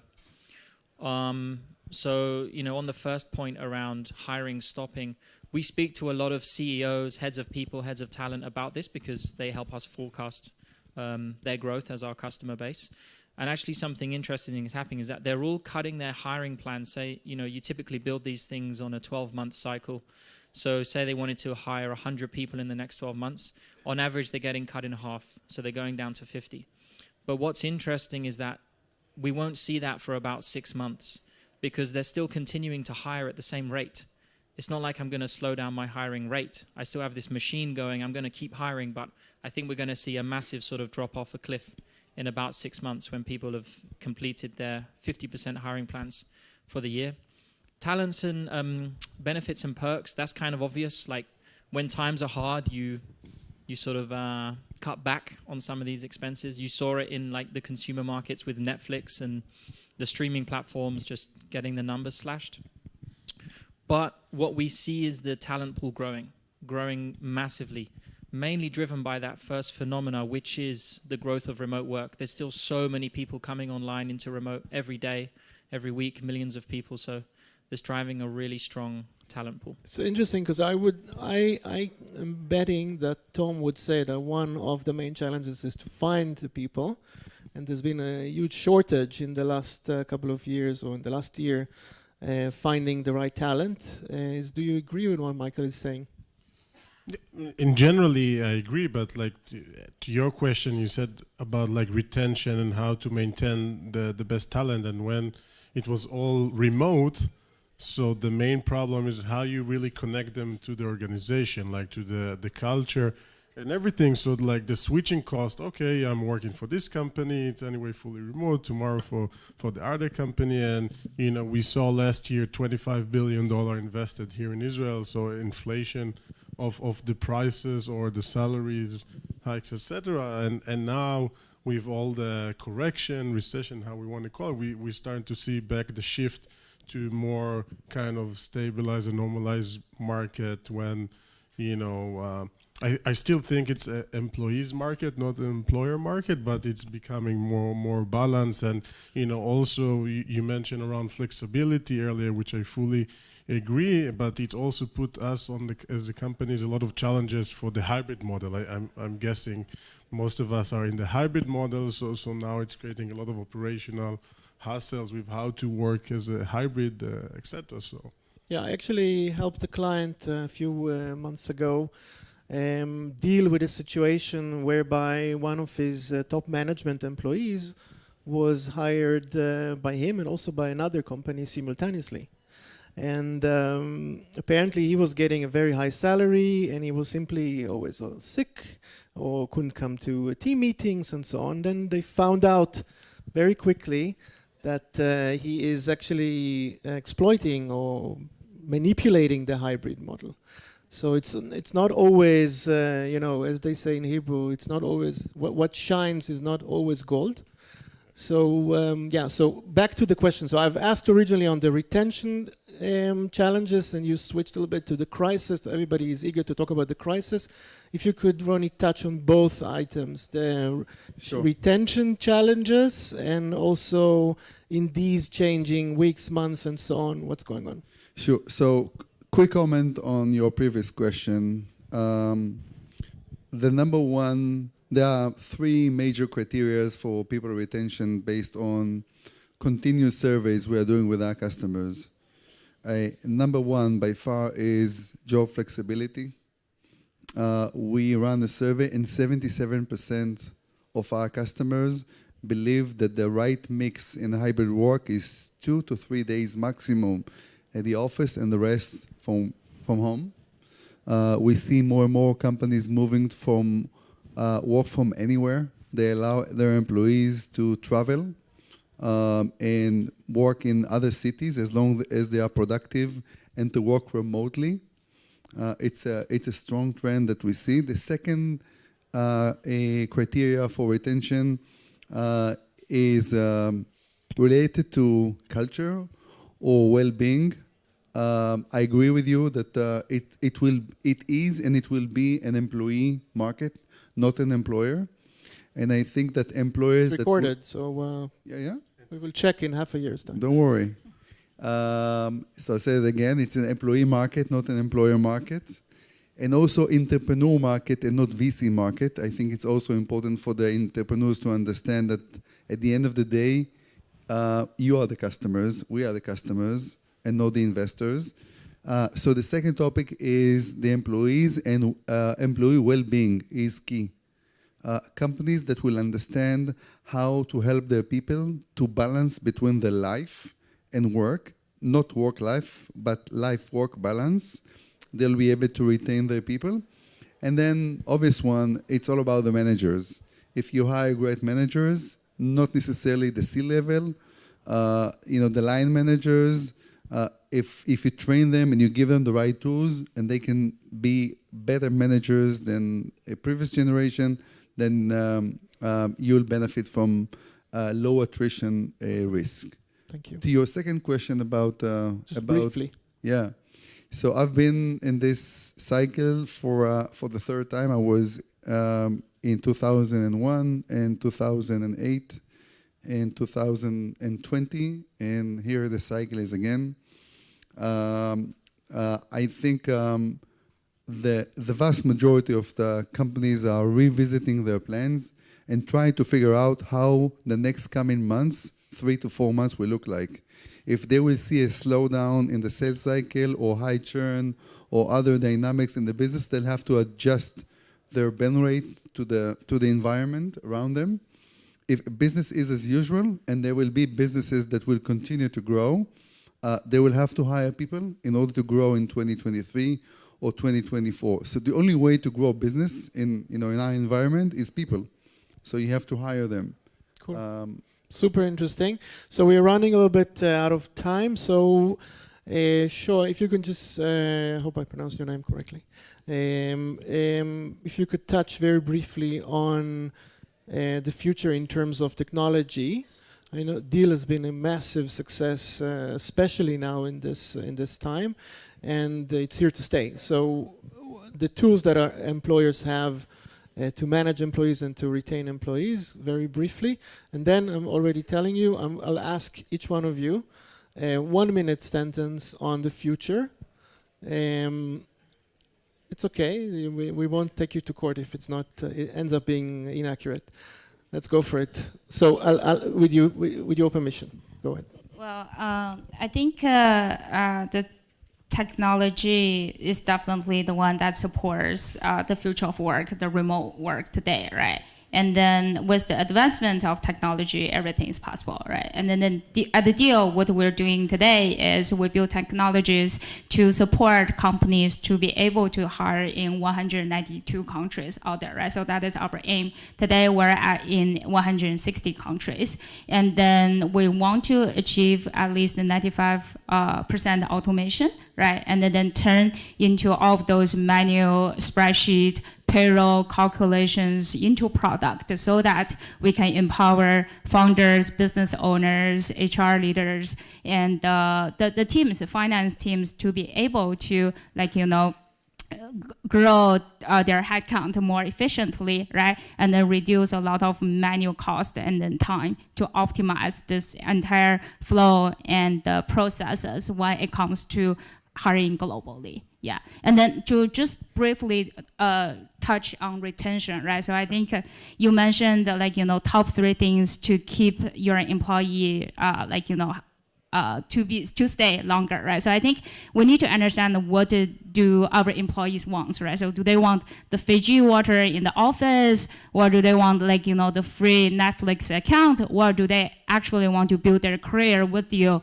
or they want to build a great business together, right? So I think all of those signs we can discover during interviews. I always ask my the talents or the candidates, what do you want to do, right? So what is your goal? What do you want to, what is your path with Deal? What do you think about? That's number 1. Number 2 is I always ask, my direct reports on, how can I empower you, right? So what kind of resources that I can provide you so that you can do your job better and you can be, successful at your position, right? So I think is also develop clear targets, right? Give them clear direction, and also give them enough resource and then empower them so that they can be successful. Yeah. Thank you very much. So 1-minute sentence, we'll be sitting here in 2 years' time.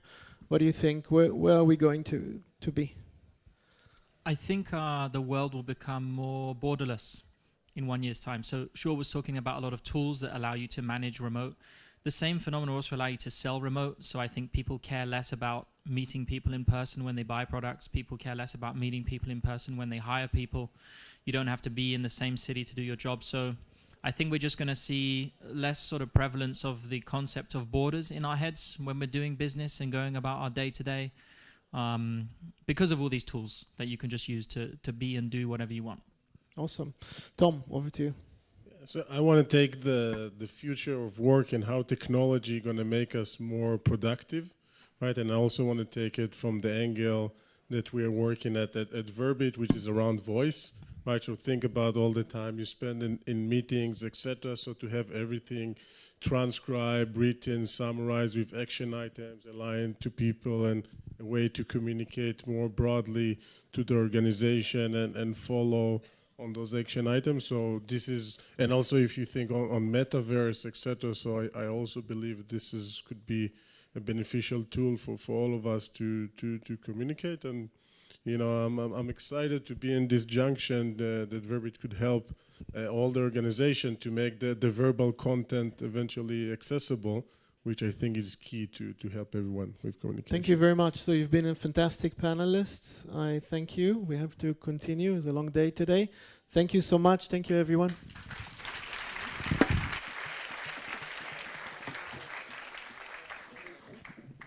Thank you. You were amazing. If I ever decide that Sarona is not good for me, I'll definitely come to one of you.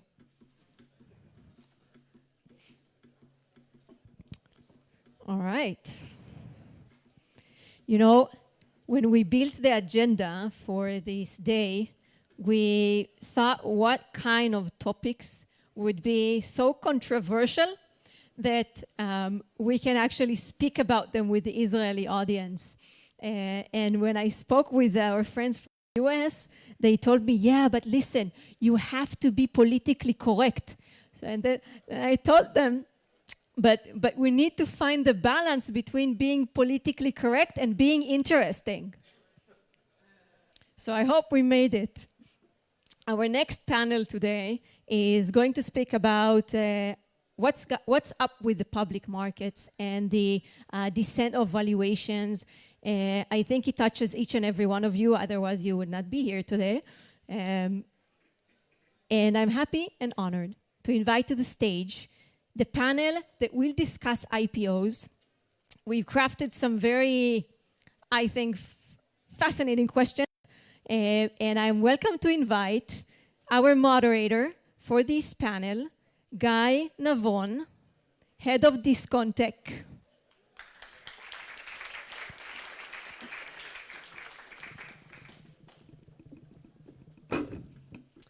And to speak about IPOs, we brought you a collection of companies, each in a different stage. First, welcome Asaf, CEO of Hippo.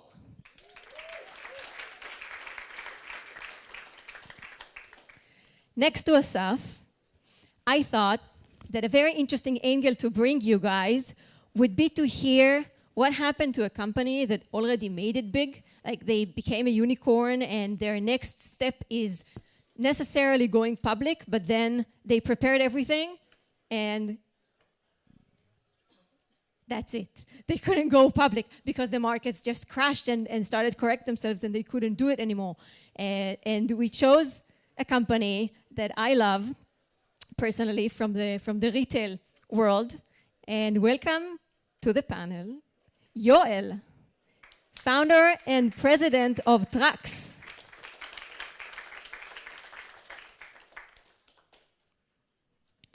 Joining them, we have Jamie from Essential Accessibility.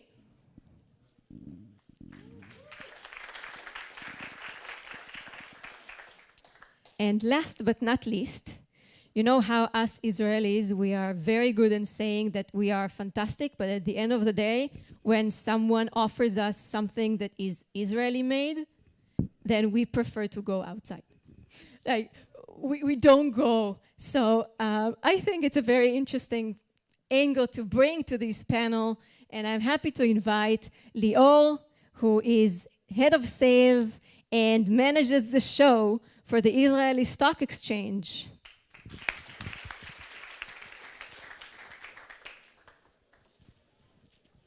So thank you for hosting us, Lior. And I take this as an opportunity to convince all of them that Israel is worthwhile. I will do the work. Good. Enjoy. Hi, hello everybody. So as Tut said, this is the most important panel today. We are the ones that are going to talk about the crash or the correction, what happened to the IPOs, and what next. So my name is Guy Navon. I have a PhD in economics. I'm the head of Discontech. We have also a subsidiary bank called IDB New York, which is one of the sponsors of Sarona. We also sponsor Sarona. Let's start from a small and quick introduction. Asaf, please start.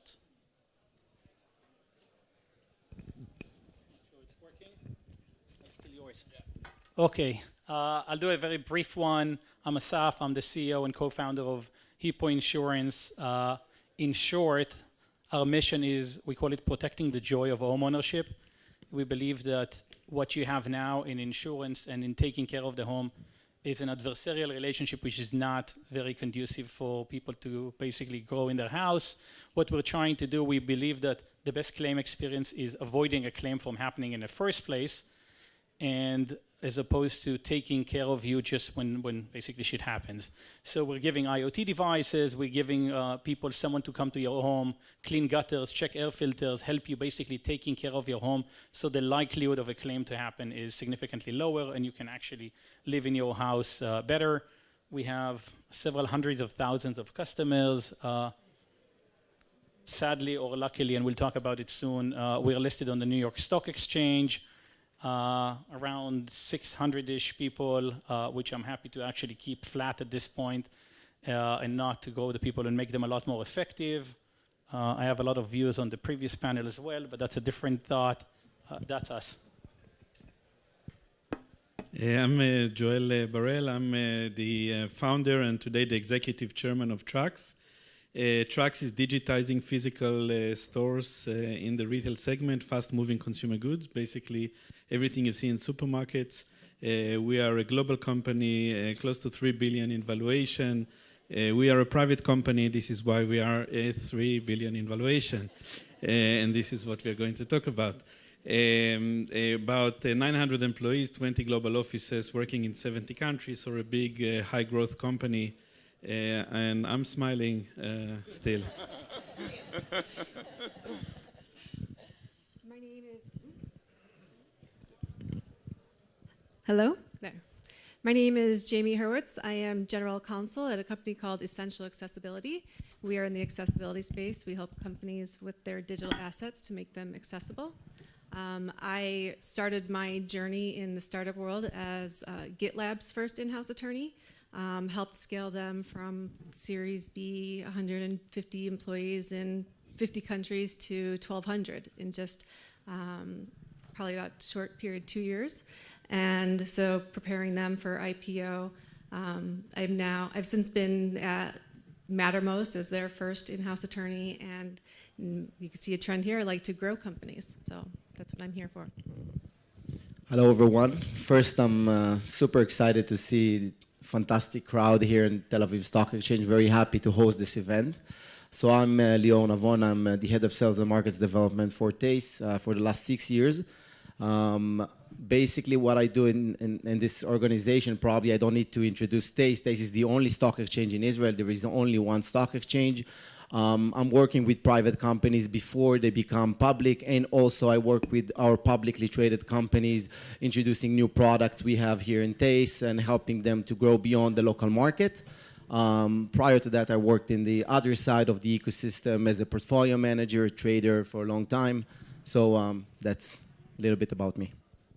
Thank you. So let's start with a warm-up question.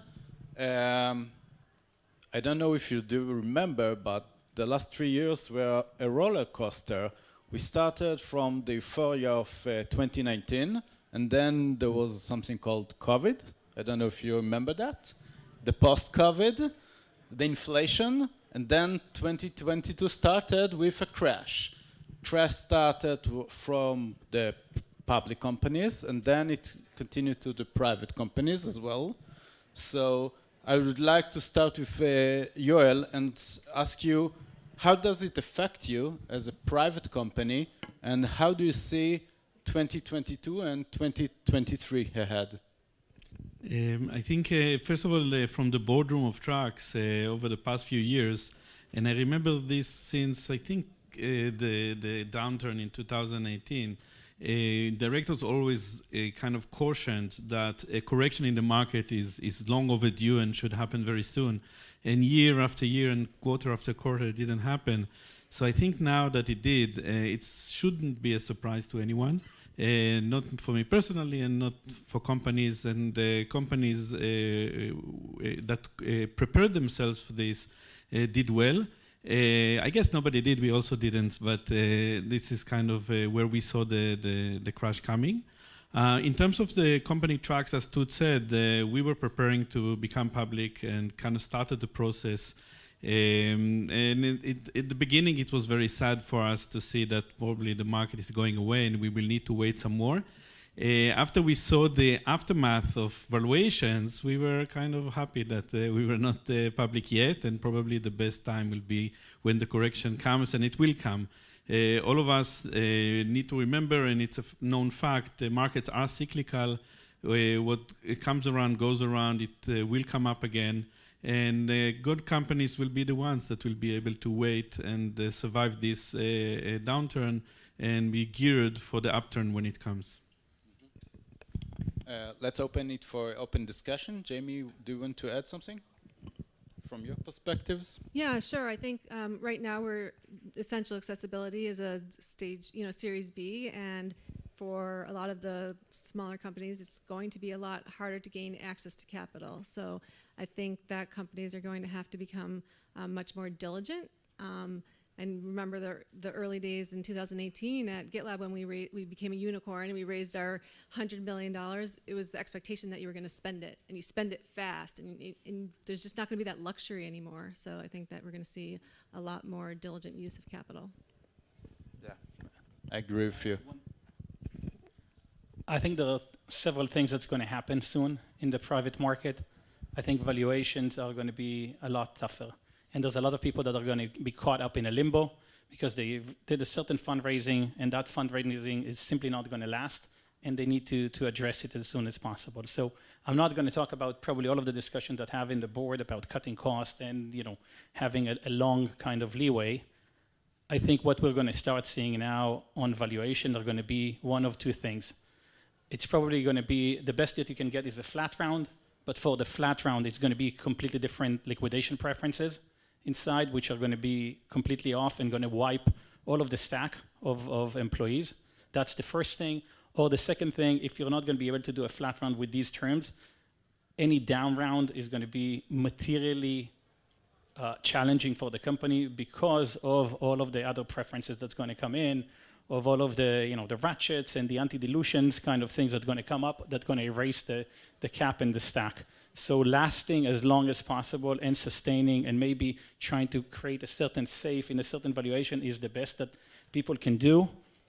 We can have a long discussion when and how, but I think it's at least 12 to 18 months now.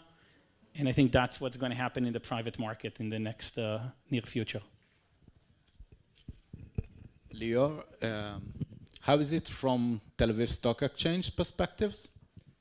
Basically, as you know, we are a publicly traded company as well. So we, of course, effect of everything that is happening in the market now. We are seeing, of course, a slowdown in the number of new companies. But as an exchange, we have an advantage. Usually, when the market is volatile, we make more money out of trading. So more volatility, more trading. So it's a different story. In 2019, when everything we basically took the company public in 2019, and in the beginning of 2020, when the COVID started, we thought, okay, that's the end of the world, and the market pretty much froze, right? All the IPOs we had in the pipeline, new issuances, everything pretty much stopped, and nobody really believed that it will come back so fast, right? So markets, and from my experience, I'm a trader since 2008. I actually started in the very beginning, just before the crash in 2008. The market usually correct themselves, and the way I see it, usually specifically in the last couple of years, the corrections comes faster than what we think. The private market reacts, of course, slower than the public market. But on our perspective, we definitely think that after COVID, we thought it's not going to be a roadshows face to face. So how can we make a roadshow, right? Today, the the first IPO we've done was only via Zoom in the mid of 2020. Now, even though companies can go ahead and meet the investor face to face, everyone pretty much doing their roadshow via Zoom. So you think a company raising hundreds of millions of dollars and everything is pretty much working. I think now companies, basically the valuation metric has changed. We already understand that that's where we are going.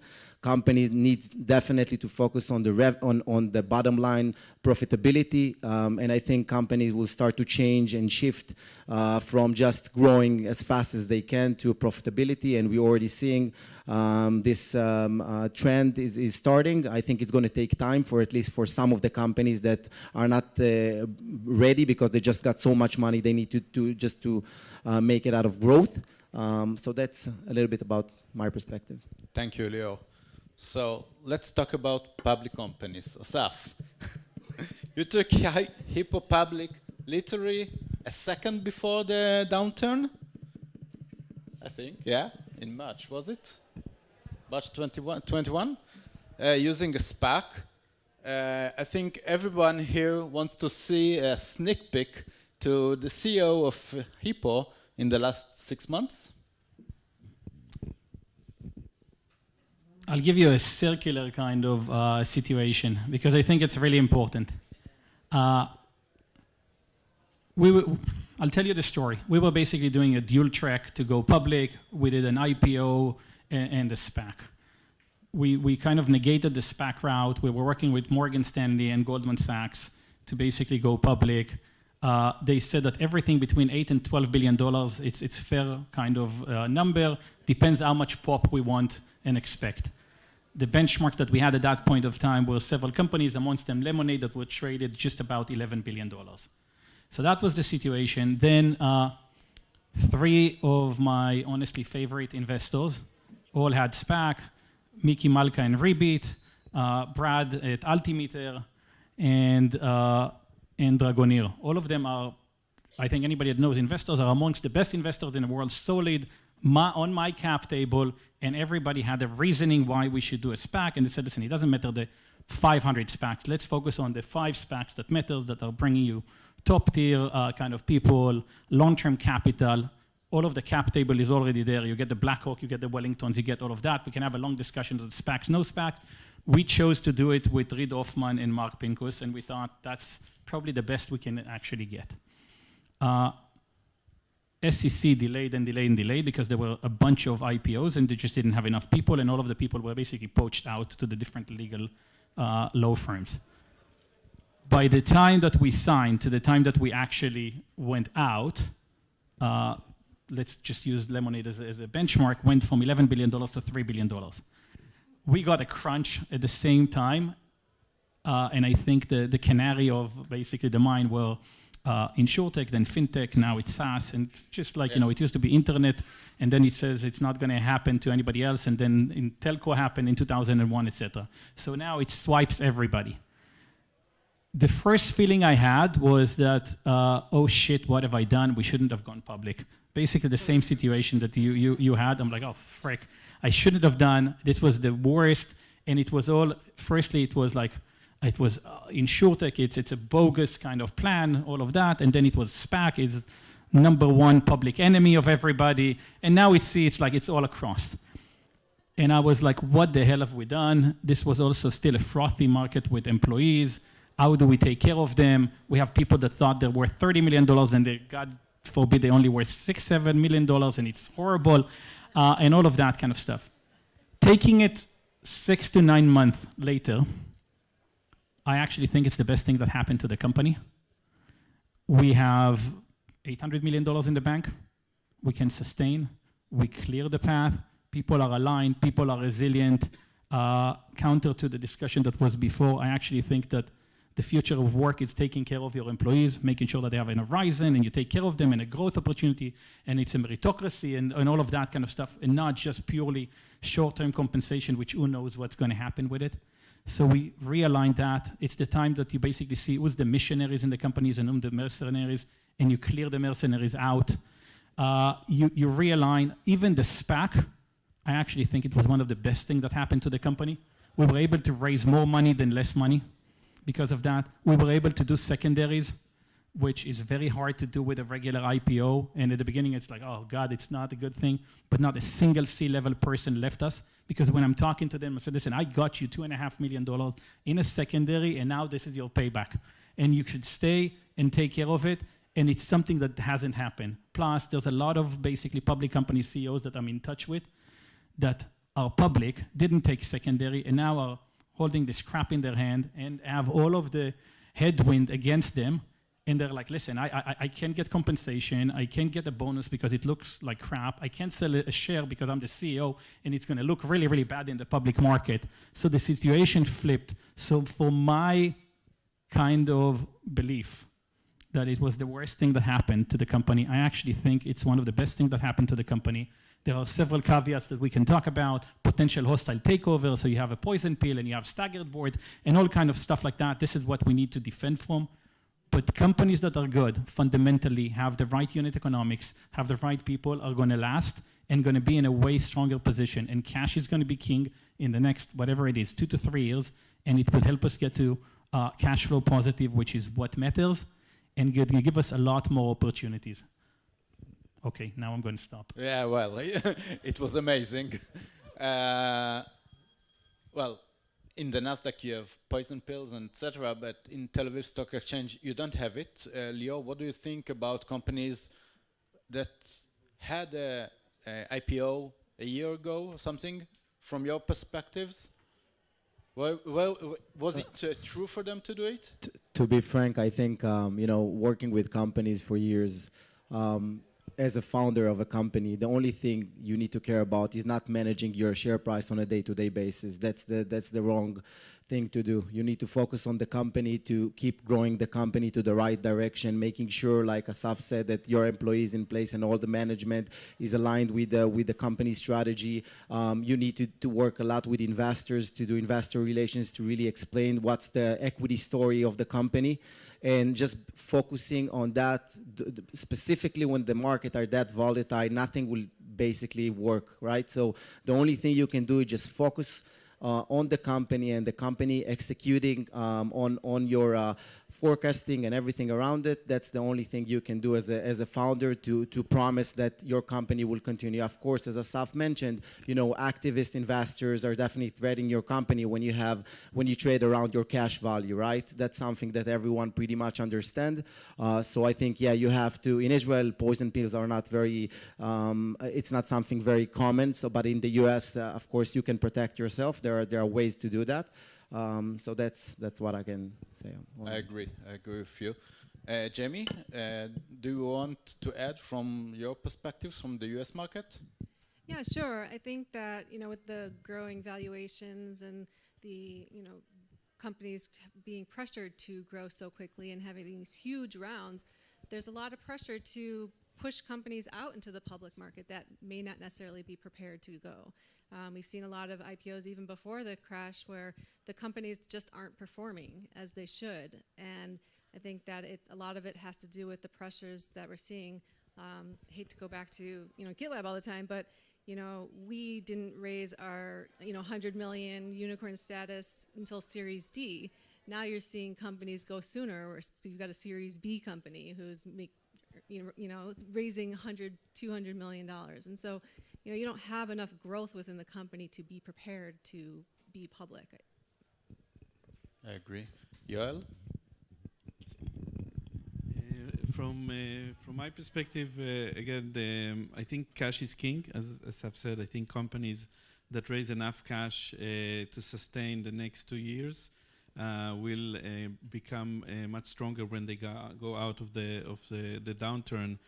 Companies who did not do so or will be strapped for cash in the next 2 years will find it very hard to raise capital. This is probably less so for young companies like seed or pre-seed. Those companies probably will be less affected from the downturn, but mature companies with much higher burn rates and high growth expectations will find it very difficult to come across without sufficient cash. Yeah, so I go directly to the next question, which about cash is king. cash is king is the king of the market for 2022, especially for companies with high burn rates, round B, C, and the markets are not receptive for IPOs, not in Tel Aviv, not abroad, let's say for the next year at least. CEOs have different options to increase liquidity, increase runway. Yoel, once again, can you share your opinion about M&As, about going to profitability, as Leo said, shifting to profitability, taking debt, loans? What about layoffs, organization changes, budget changes, etc.? I think private companies pretty much follow the public notion. And today, when profitability becomes again a point of focus for determining valuations, a company will start to turn into profitability as a KPI to be measured. I can tell you on Trucks all the years were growth company. We looked at profitability, but really didn't focus on it. It was never an attention point. And definitely now, putting profitability as a focus area, as priority, will be probably vast majorities of grown company will look at that. Another optionality for companies who will be strapped for cash, as Asaf said before, it will be very difficult to raise funds, and if the funds will come, they will come at very harsh terms. So there will be consolidation in the market. Probably there will be opportunities to acquire companies, either companies which are public and present an opportunity due to the low valuations, or on the private side, companies who will be strapped for cash will be bought for pennies.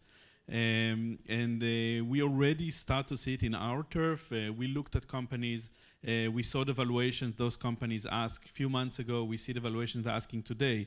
We are talking in some cases of like 20, 30 multiple of the difference. So it is becoming quite brutal in some cases, and it will be a phenomena. Other areas will be raising cash through probably debt and other type of constructed instruments, safe and others. The ones that will be able to do it will get the cash, but need to be very with a lot of attention to the terms. Debt, given the high interest, will come with a hefty baggage in terms of the faith of the company coming into the ability to return the loan, and the cost of money is now not zero like it used to be in the last few years. Leo, can you express more about TASE-up possibility of raising money and still being private? Yeah. So we've started basically a private market a little bit more than a year ago. By the way, I think now staying private, and I think Neol's position is actually better way of doing things. So the private market basically let you enjoy both worlds. So you can, it's the only platform that basically allows continuous trading in private equities, basically. So you can list your company on TASE, but only for accredited investors, and you can stay private. So you don't have, it's basically an unregulated market. So you don't have to comply with the ongoing regulatory requirements, and of course you don't have any cost. Asaf can say that the cost of maintaining a public company, it's extremely expensive, specifically in the US. So we've done, one example, we've done a $100 million raise for a company called Viv that actually extended the raise for another 400 later, and basically that's where we were going. Actually, when the market was so good, the IPO market, nobody really thought about wanted to go TASE, because everyone said, okay, if I'm already willing to go public, so I'm just going to go ahead and file a prospectus and IPO, and then therefore we had 100 IPOs last year. Now I think that TASE become again a very good alternative if you're looking to stay private for the near future. Yeah, I agree. We have some clients that already raised money through the TASE-up and are very satisfied. Asaf, what do you think about how to change the budget or the business model in 2022? Wow, I'll go back to my basic McKinsey days. So there's two sides of the equation. There's the revenue side and there's the cost side.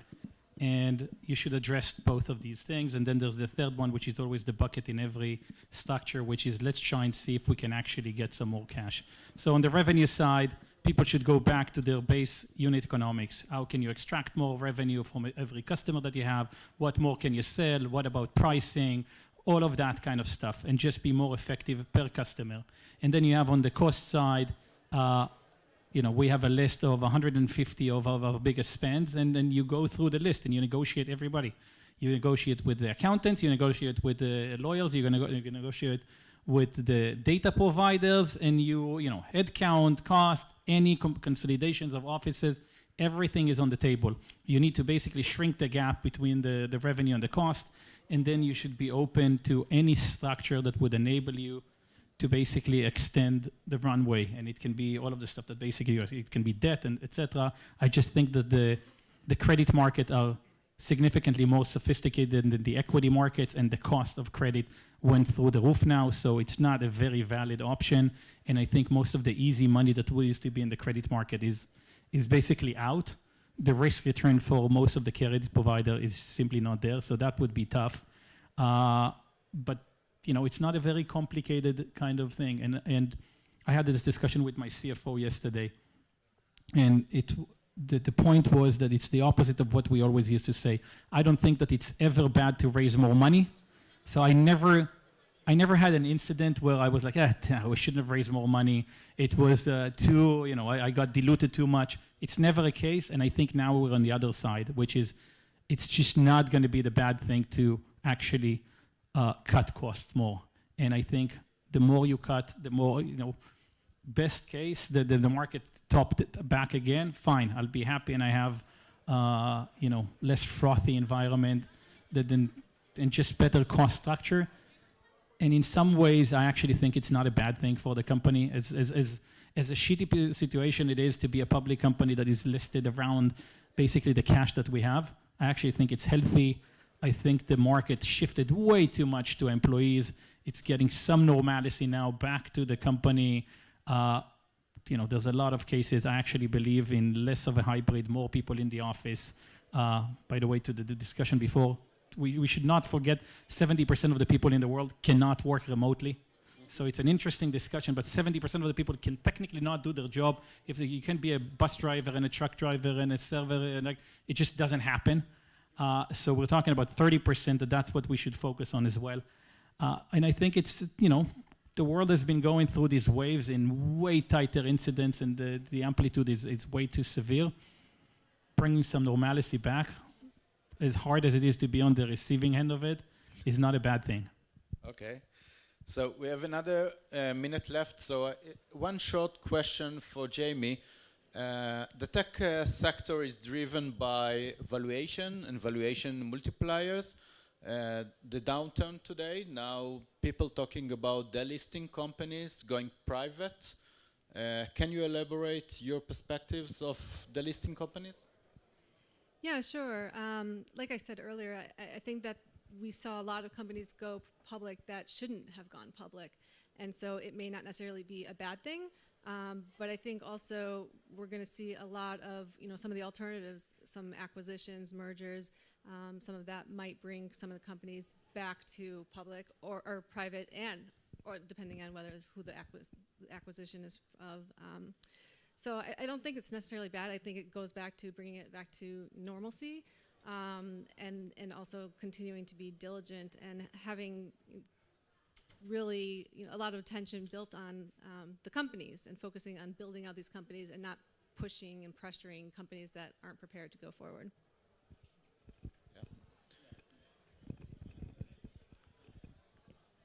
I think like everything, let's go back to the basically ground zero of what's the implication of taking a company private. The pause side that you're taking company private is that you negate all of the hassle and all of the discussion that you have in the corridors of employees constantly looking at the share price, and you clear some of the costs. As we said, there's no D&O insurance, it's $6 million a year. You pay Ernst & Young an extra $2 million. You pay Latham an extra $2 million.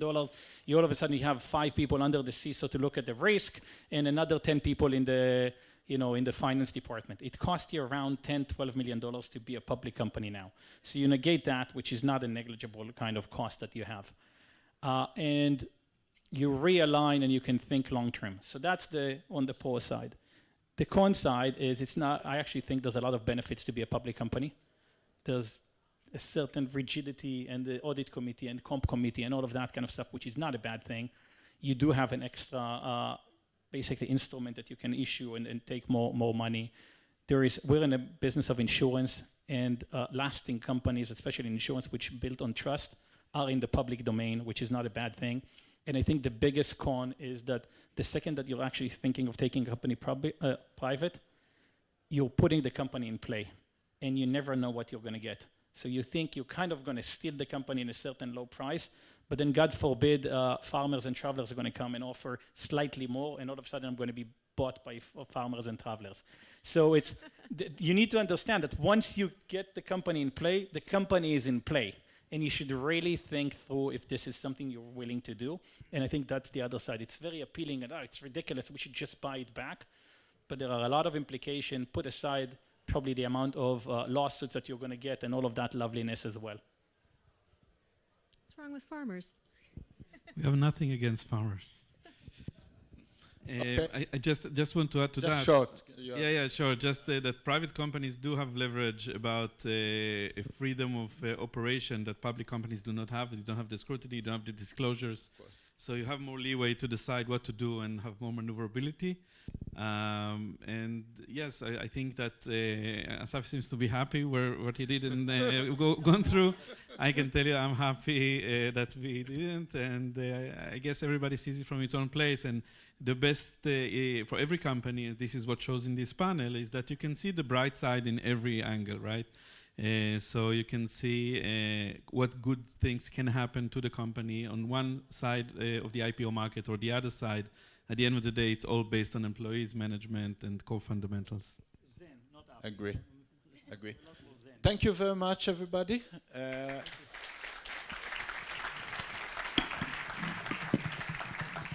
Thank you. Thank you for the lovely panel. We are going to have a 15-minute break and then coming back to hear our three guests from the Valley. See you back in at 4:45.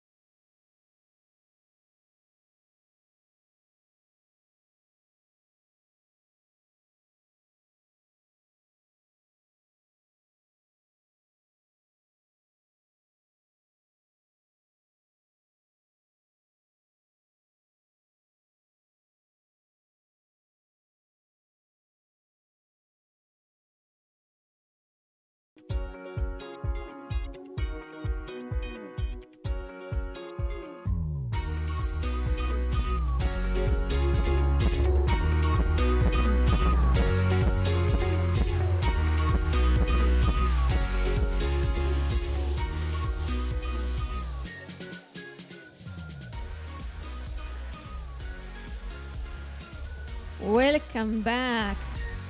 Welcome back, everyone. Welcome back.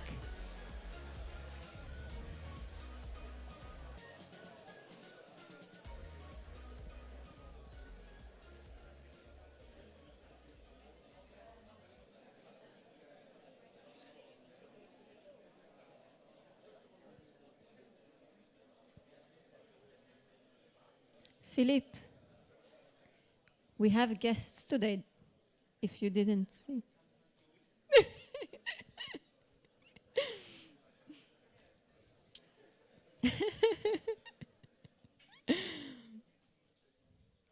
Welcome back, everyone. You know, one of the most stressful things in these type of events is taking a break. Because you have no idea what kind of an auditorium you will find when you put back the content. So thank you for getting back in the room. And thank you for being with us. I was waiting for this panel that we're going to have now for 3 months. So I'm full of anticipation, and I can't wait to hear what the guys have to share with us.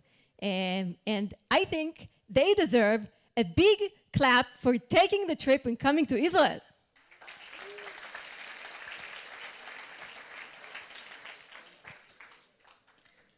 And with that, please welcome on the stage our honorary guests from the Silicon Valley who made the trip and came all the way to meet you guys, the Israeli ecosystem. Panel hosted by Don from Global Founders Venture Capital.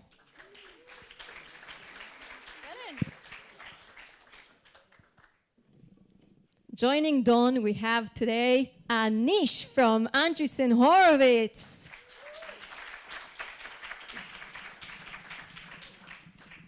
And the amazing Yasmin from Spark Capital. And last but not least, Lucas from Quad2 Management. Thank you for being here, and I look forward to hearing you guys converse. Thank you so much, Toot. So I guess it's game time here. Looks like we have quite a few people in the room. Raise your hand. Is this the last panel before happy hour, Don? I mean, that means we've got to be at least as interesting as happy hour, right? Let's So try. No pressure. No pressure. I mean, we're only allowed to ask controversial questions. That's what I heard. But how many entrepreneurs do we have in this room? So these are all the good entrepreneurs. The rest are at the buffet. Is that right? All right. Well, so good to meet you all. And let's just kind of kick it off with some introductions. Super, super excited to be here. I don't know, Anish, if you want to kind of introduce yourself. Yeah, it's great to see you all. I'm Anish from Andreessen Horowitz. I am a proud investor in Deal. I've been a founder a couple of times. These are all my friends, so I'm excited to be here with you all. Awesome. And Yaz? Hi, everyone. I'm Yasmin. I work at Spark Capital. I'm a GP in our growth practice. I've been at Spark for about 5 years, and it's been about 2 years since I've partnered with Alex and the team at Deal here. Thank you for having us. I think I have my mic there. Hi, everyone. I'm Lucas. I'm a GP at Co2. I lead our software practice for our growth fund. I've unfortunately, for us, only been able to partner with Deal for the last year, but we're excited to be here as well. So thank you for having us. Also, since Lucas is the newest investor, we're going to tease him. Perfect. Incessantly. Let's go. Yeah, that's right. Tell us how your public portfolio is doing. You know, they're good years and bad years. Our compliance department tells me I can't say, so there you go. Compliance. So, who are the best companies in the room? It's our job. Okay. Anyone? Yeah, 1702 AI. Okay, I'll write that down. Let's see. Who else do we have here? Zenday. Okay, we got you. Anyone else? Don't be shy. Okay, well, we got 2 leads now, so we'll follow up on those. So, I guess in terms of kind of questions or, sort of thinking about things, I mean, the markets these days are, they're up and they're down and they're up and they're down, they're up and they're down and everything else. Like, do we have any comments on the markets? Do we have any thoughts on the markets? Sure, happy to take it. Since Anish started us off so nicely, I really appreciate you. Obviously, I think we've all seen what's happened over the last, call it 3, 4, 5 months in the public markets and sort of the commensurate fallout of that in the private markets. Obviously, there's a little bit of a lag between what happens in the public markets with multiples, the demand environment that ensues after that, the hiring environment that ensues after that, and then what happens in the private markets. But I think what we've seen is obviously multiples have compressed a lot in the public markets, and we're starting to see that in the private markets as well. Obviously, it has an impact for a lot of the businesses that we work with, both at the early stage and at the growth stage and at the very late stages when they're raising capital. And we have been advising a lot of our companies, obviously, to be careful, to top up where they can from a fundraising perspective, and be, I think, a little bit more prudent than folks have been maybe potentially in the last couple of years. And we'll take some of the credit, I think. The folks on stage, I think we'll all take some of the credit for pushing companies to be very aggressive in the last few years when capital was very cheap. Capital is no longer cheap, is the reality in the private markets. And so I think we're encouraging all the businesses that we work with to be prudent and frugal and really stretch the capital that they've raised and go get capital where they can. I mean, it feels to me like maybe this is unusual to say, but not that much has actually changed. Airbnb, I think their first round was $500K and a $3 million cap. So the prices don't actually matter if the business quality is good. And it feels like the two problems that product companies have always had to solve is, make a product people want and then go get distribution. And that hasn't really changed. So I don't know, I guess it's like fun and kind of interesting to opine on public market dynamics. I just don't know that that actually is going to be the thing that drives most of your businesses day to day. Just like competition, I think competition is another thing that's easy to focus on. But at the end of the day, most companies, what do they say? They don't die by homicide, they die by suicide. So I think just all about fundamentals as it's always been. Yeah, I think that's somewhat right. The only thing I'd caveat is it's sort of, I think it does matter at what stage and where you are in your company's life cycle. I think for a seed or a Series A business, it's all about how do you find that product market fit. If you're a growth stage business that consumes a lot of capital, it changes how you run your business when you're operating in a market that looks like this. So I think it depends a little bit, but I absolutely agree that the key is finding that product market fit and then exploiting that wedge. Yeah, I agree. There was a funny tweet that said, like, you can't just take these blanket recommendations and apply it to any stage of a business, and specifically for Series C and A companies. Like, you don't become a unicorn by saving money at that stage. So you got to invest in product, you got to invest in hiring people, etc. But I would say the pace of investing has definitely slowed down. One thing maybe to note on, I think we can all agree, across all stages, is it as bad as 2008? There's a lot of questions around that. I think in 2008 you saw 40% drop across A, B, and C, and it took about 2 years for things to ramp back up. It doesn't feel that way, but also I was in college in 2008, so I don't know. I was raising money in 2008, and it was terrible. I was teeing it up for you. That's right. It was so bad. But you're right. I actually think things are much, much better than they were in 2008. Like, if you look at the consumer balance sheet, it's actually very healthy post-COVID. So consumers are still borrowing and spending. If you look at companies, they're still buying software. They're still hiring. They're hiring a lot. So, core business is actually in pretty good shape. The consumer's in pretty good shape. Yes, tech valuations, have been hammered, but it does not feel like 2008. And what do you think the shrewdest approach to this time is in building a business? I mean, if you reflect back to kind of the days when you were kicking off yours, and sort of conversely, who are the best venture capitalists to work with during that time in terms of personality, in terms of approach? Well, obviously they're all up here. Yeah, look, I think there's sort of two things to think about. So I think that in 2008, I know that in 2008, it was easy to get users and impossible to get investors. And what it's felt like for the last 3 years, it's that it's been really easy to get investors and very difficult to get users. So I think the mistake that almost all founders make, and I made, was focusing too much on product and not enough on go-to-market. So I think that's always a really good thing to think about, because go-to-market ends up being what you spend most of your money on. And I think for investors, there's a bunch of bad board member archetypes. One is the high anxiety new person. One is the too rich to care, and then one is the fake friend. And I think you should avoid all those archetypes. Which one are you? Not all three. I'm the exactly all three. But I think having a high anxiety investor, you want an investor that gives you the strong form of the truth, but always supports you and is relatively even keeled. And I think that's important in markets like this. So the too rich to care, a lot of fun. The high anxiety ones just kind of bring you down, but the ones in the middle make it happen. Yeah, totally. And I think people who build companies are a little advantage there. Operate is more fun, right? Totally. And then, I don't know, Yaz, what kind of advice would you give startups that are currently raising, or how do you kind of think about that when you're talking to a startup? It depends. I don't have singular advice. I think if you're in a big market and building for the long term, you eat a little bit more dilution probably now than you would have a year ago. But big ambitions, big markets, high quality teams win over stretch multiples of cycles. So and it's fine. It's fine to take more dilution. It's not a big deal. Like that's kind of my approach. For most of my existing companies, whether they're doing really well from a cash perspective or not, I think it's a good opportunity to look deeply and see, where there's bloat. There's always bloat.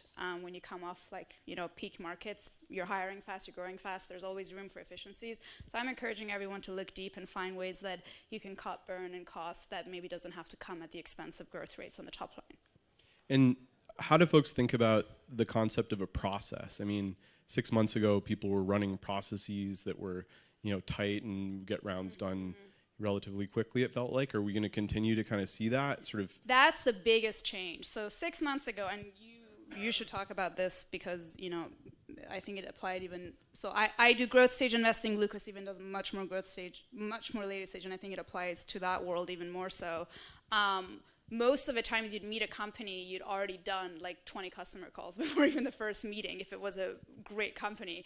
And then you somehow had this weird few days to build some kind of a relationship, and maybe you would give some kind of a term sheet. So everything was extremely condensed and competitive, and time to everything, time to term sheet, time to build a relationship, time to first meeting. All of those things were really, really compressed. What has changed, obviously deal velocity is down, but I feel like there's more of a time to really sit down, get to know a business, get to know a founder before you decide that we want to do something together for 10 years.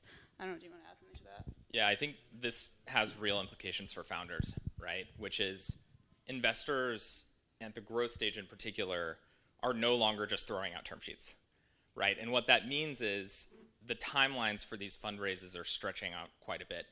And it's harder to force investors into making a really fast, snappy decision. And so what I've seen is there have been some broken processes that have come to the growth markets over the last few months where it felt like folks on the investor side were forced to make a decision really quickly. And in those cases where they were forced to make a decision too quickly, the process kind of fell apart because no one sort of took the bait on a very fast moving process. So I think this is an opportunity where those processes are getting elongated. And if you're a founder in a situation in fundraising, putting a little bit less pressure on that process and on the timeline of that process and really getting to know folks over a longer period of time is probably wise in this environment. I think that's great counsel. I think actually that Alex, Philippe, and Sho should teach a class on fundraising because they're excellent. But look, I think the thing that really stood out about all the deal rounds was it was a story very well told, but the metrics were also exceptional. And I think that's sort of also, for most folks, what they don't do day to day, it's not as intuitive to them as pitch. And I think the deal team is unusually good in this way. But, for other folks, I think just using your existing investors to help you get the process tight, get the story tight, and then getting, religion on what are good versus great metrics, that's the recipe, really. Yeah. And sort of how early should founders kind of in this, market get to know investors? When should they start to build themselves into the investor ecosystem versus, call it, 6 months ago? I mean, I I don't think you can go early enough. I mean, you all have a new program that's built around this. We don't have, an accelerator or anything like that at Cotu, but we do have, we do invest in seed and Series A businesses. And so I think it's never too early to start building these relationships with investors. And the more you build a very consistent track record of doing what you say you're going to do over many years and many rounds, the higher the likelihood of someone really sort of biting and believing a story. Yeah, I think founders, I'm still surprised sometimes when we reach out to a founder and they say, hey, we're heads down, we're not fundraising, I'll reach back. And my instinct is that that's too late. Like you gotta, I'm not saying answer every single email, but you gotta have like, exactly, the three of us at least. You gotta have, a few people you're building, relationships with. They can, to your point, it's really, really important being as a VC able to see, you've met a founder over a year and a half or a year, and every time they said they were gonna do X, they did X or maybe X plus Y. Like that longevity is really, really important, and kind of being heads down until you fundraise sometimes works and sometimes maybe doesn't. Yeah, so that nose to the grindstone piece is really important. You got to focus on your business, but simultaneously, you got to get out there and you got to meet the right investors. You got to make sure you're connected. Super helpful. I think that's right. I mean, it feels like we're talking a little bit gloom and doom up here, but the one thing I will say is that it feels like there's a bunch of trends that are happening in technology and in the world that are much more powerful than, whatever's happening in US tech equities. So everything around cross-border is a great example of one. Everything around how consumers in Gen Z are so fundamentally different from prior generations, that's a really big one. Everything that's happening in crypto and Web3. So, these technology trends are so powerful that it feels like the product cycle trend is going to be more important than the short-term economic trend. So it's a really good time to be building, and I actually think that Israeli founders are very advantaged here. If you look at Israel, I think the population's 10 million. Canada, the population's 40 million. The US, it's something like 400 million. And the nice thing about the population being relatively small here is I think most Israeli companies and founders are wired to know that they have to go global. So they sort of naturally seek a bigger market, whereas, I'm Canadian. Many companies in Canada are kind of like, well, maybe Canada's big enough, and it tends not to be. So anyways, I think there's just a lot of positive, powerful trends and reasons to be building, aside from the negativity around public markets. Yeah, and I mean, the global markets are so massive, cross-border is so massive vis-a-vis what we saw 5-10 years ago where people would just focus on their own markets. The outcomes are logarithmic. Business growth is logarithmic. And I feel like, the Israelis are really seeing a lot of that. Controversial question, I guess, then. Israeli founders, American founders, sort of what are the differences? Yaz, you're smiling. Well, I should start by saying that I've backed a number of Israeli founders, so it's a genre of founder that I'm very excited by. Like Arik from Rapid, Gil from Capitolis, Michael from Fireblocks, and Spark as a firm has many Israeli portfolio companies like JFrog, Access Security, eToro, Cybereason. So yes, we've had a very long history of backing founders from here. And to me, the most exciting thing I see about the Israeli ecosystem is that 10 years ago when I first started in venture capital, there was sort of this kind of level of ambition of building a company and maybe potentially selling it for like $500 million. And I feel like what's really, really changed is that really massive companies can come out of Israel. And the same goes for Europe. Like we were talking about ecosystems in London and Paris and Berlin. Really, it is in the last 5 years that the level of ambition of some of the founders is not about selling your company at 500 to 200 million. It's about building, 10 plus $billion enterprises. So that's been a defining change in what I've seen, which has gotten me really excited about investing outside of the US, Israel also being, one of the key regions. And Lucas, what's your perspective on that front? Like, sort of, how do you think about global businesses and sort of, Israelis who are building globally? Yeah, I mean, we similarly have a number of partnerships and portfolio companies in Israel. We're proud backers of Gong and Deal and Rapid as well, which we share with Spark and a number of other businesses.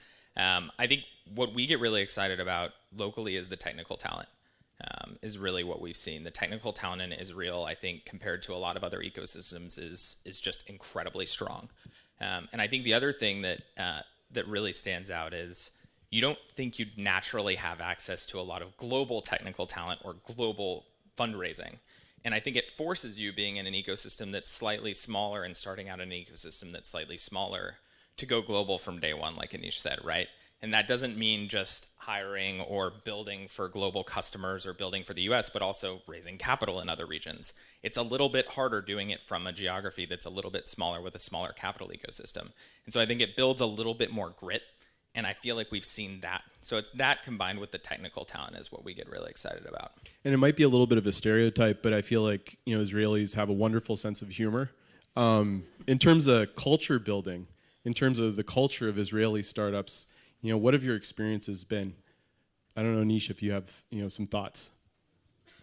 I mean, I have some thoughts from this week in Tel Aviv, and Love to hear them. Yeah, no, I mean, first of all, I've actually this is my first time here, and I've had the best time. I think I made about a dozen new friends. Everyone is super direct, and it actually feels like the business culture is that way too, like well-intentioned and direct, and you're able to get to the point and get the work done. So yeah, I think the culture is a very positive. And actually, ironically, I feel like in Silicon Valley, a lot of the best intentions, you know, don't be evil, has actually led to company cultures at scale that, you know, don't lead to people doing the best work of their career. So it feels like if the last week in Tel Aviv is any representation of, you know, Israeli business culture, it's, I think, a very positive one. That's awesome. Yeah, and I'm sure they tell some pretty funny jokes at the water cooler occasionally too. And you know, we talk about technology, we talk about you know, businesses that are going global, but if we were to go into, you know, some of the sectors that we've been excited about in Israel, I mean, obviously, you know, fintech has been very, very exciting, and mentioned Gong, but like, you know, how would you kind of talk to the sectors or categories that you're seeing come out of Israel? Yeah, one I'm pretty excited about. I think over the last 4 or 5 years, we've seen a lot of infrastructure built for ML and AI. We're investors in companies like Weights and Biases and Hugging Face and Scale AI and a number of other businesses that have been building this infrastructure layer that enables, I think, now application level companies to build for end users in those categories. And that's a trend that we're really excited about. I think Gong is a prime example of that. But we're seeing a number of different use cases across sales and marketing and customer success and HR. And I think that's a trend that we get really excited about, particularly given the deep technical talent here. And I mean, this might be a question for, you know, Philip, Alex, and the deal team, but in terms of hiring in Israel, in terms of, you know, talent, are there universities, are there, you know, business, what have you learned in terms of hiring in Israel? I don't know. Actually, I don't have a good answer on that. I think I'd defer to the management teams.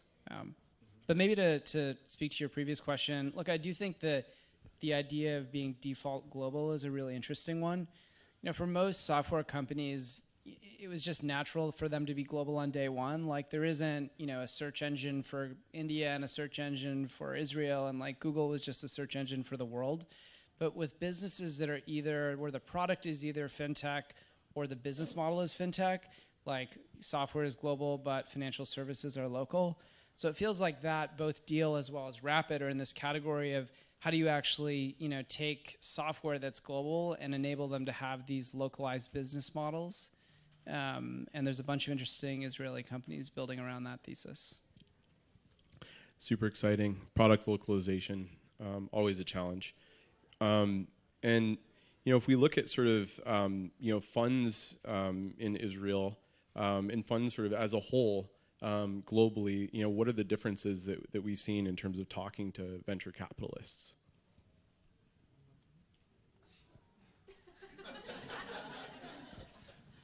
Yeah, to be honest, I don't think I've noticed a ton of differences speaking with investors locally and investors globally.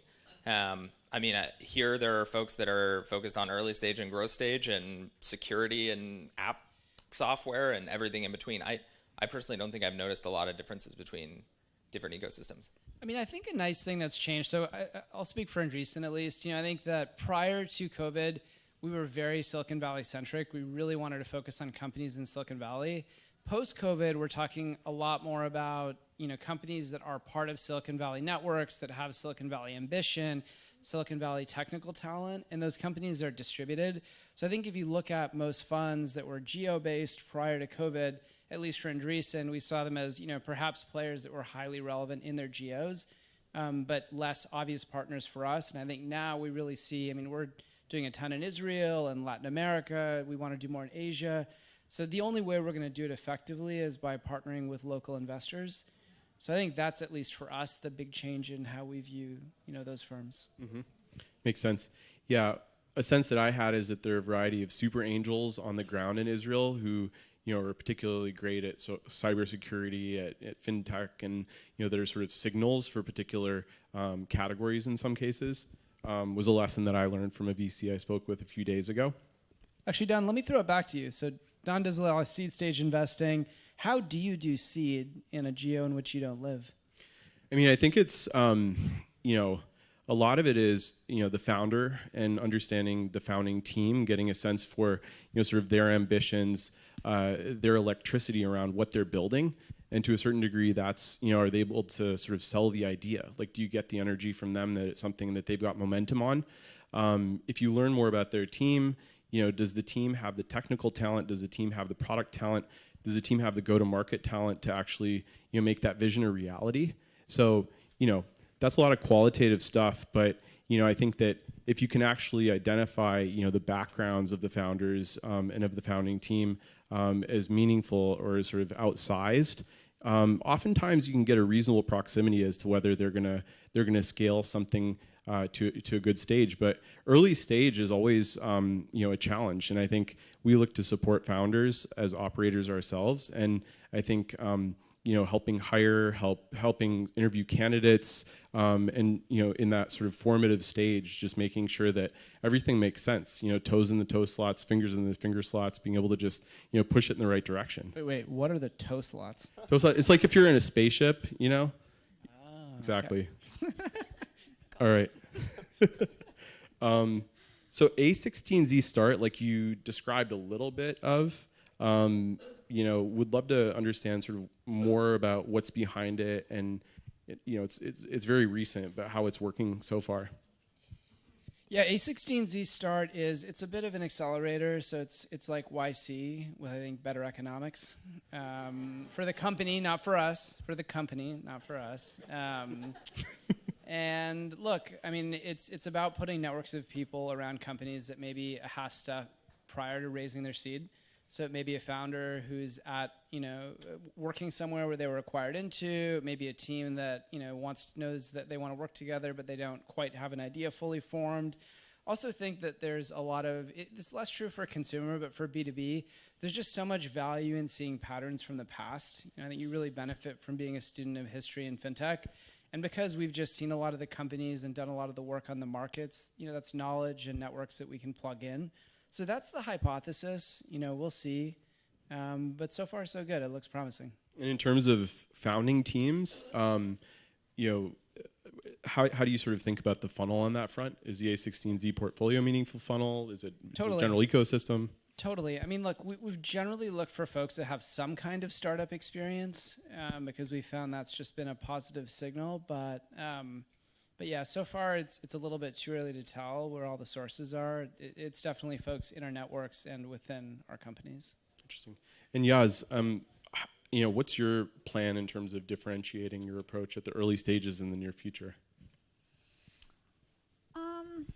So our model has been low velocity, high conviction, very few deals a year, which is different maybe from some other strategies in our ecosystem. So we have about 4 general partners in our growth practice and another 4 in our venture practice, and that's kind of it for a fund of about 7 to 8 billion AUM. And I'm more and more convinced that this kind of strategy works and has longevity, and there is a particular type of founder who really likes this sort of high conviction, deep partnership. When you invest from day one, you know a ton about the business, you can be a real thought partner to them. There's a kind of founder that really, really gravitates towards that. So yeah, I think we're differentiating by kind of doubling down with what has worked for us in the past and resisting a lot of, appetite for change and some of these maybe newer models and ideas. Sounds like it's working really well. That's awesome. Lucas, in terms of, we talked about this before, leveraging tech as part of, the deal process and just sort of the differentiation that you're experiencing at Coatue. Would love to hear more. Yeah, I mean, part of our value proposition is we actually have a pretty large team of data scientists and engineers inside of Coatue that help across both our public and private business. So it's about 30 folks today that help us find companies, help us evaluate companies. That can be everything from helping source very high-level data sets, maybe it's credit card data, maybe it's LinkedIn data, maybe it's Glassdoor data, all the way down to helping us analyze different companies and compare them against what things look like historically. We found that that's super helpful for us throughout our business and supporting our portfolio companies after we've invested. I think the other thing that we've really focused on, and I'd say we're a little bit of a different organism than someone like Spark or maybe even Andreessen, in the sense of we view ourselves as ever-changing. Our organization is always changing. We're always adapting. We're always trying to find that next thing that we can add to our platform that's really exciting and new and can draw founders in and really support founders throughout the life cycle. So one of the things that we've really focused on doubling down on in the last couple of years is pairing folks like me, I'm a career investor. I spent my entire career around Series B, Series C, Series D software businesses, pairing someone like me with a really experienced operator, potentially like Anish, right? But we have those folks in-house inside of Coatue. So give you an example, we hired the former CRO from ServiceNow, a large public software business. He and I lead a number of investments together. And so pairing that investor experience and someone who's seen and pattern matched many software companies over time with an experienced operator is a pretty powerful combination and something we found is really interesting. And we're always on the lookout for those types of things that we really feel like can continue to push the needle on what we can offer entrepreneurs. Oh, it's certainly a great pairing on deal. That's awesome. Anish, I mean, in terms of, as you look towards kind of the incubation landscape, back to the A16Z incubator, accelerator, are there inspirations for the approach that you've taken, or do you feel like this is just a kind of a brand new, we'll draw it up from scratch type of a process? I mean, it's a hypothesis, so, we'll sort of see how it plays out. I think a lot of the insight is just around this, helping companies learn the history and get caught up on everything that's happened in a market. It just seems like in fintech in particular, it's such a big advantage, and we found that companies that had that information just tended to do better. So that's kind of the seed of it. Like, if you knew the history of every company that had tried X, would you be better at X? And in fintech and financial services, there's just so many patterns. So that's sort of where it came from. But I think there's only a dozen companies that are through Start so far. So, we can check back in a year. That's exciting, really exciting. So, and we can, this is a general question for the group here. I mean, what is the one investment you made that you were the most proud of? Who'd like to step up first? Don, is this spicy enough for this Israeli audience? I think Alex might drag us off the stage if we all don't say deals, so we might have to start there. Yeah, it's true. And this is investment, so it can be an NFT, no Bored Apes, nothing in the metaverse. Only boring software. Just kidding. Look, I can go. For a while, and I'll give a bit of a backstory. For a while, there was kind of this view in Silicon Valley that, VCs want to back the number one in a market, and the number one in America will be the global number one, and that's all we want to sort of invest behind. That was it still very much so is a theme in most VC kind of partner meetings. Less so, it definitely was a thing maybe like 5-6 years ago.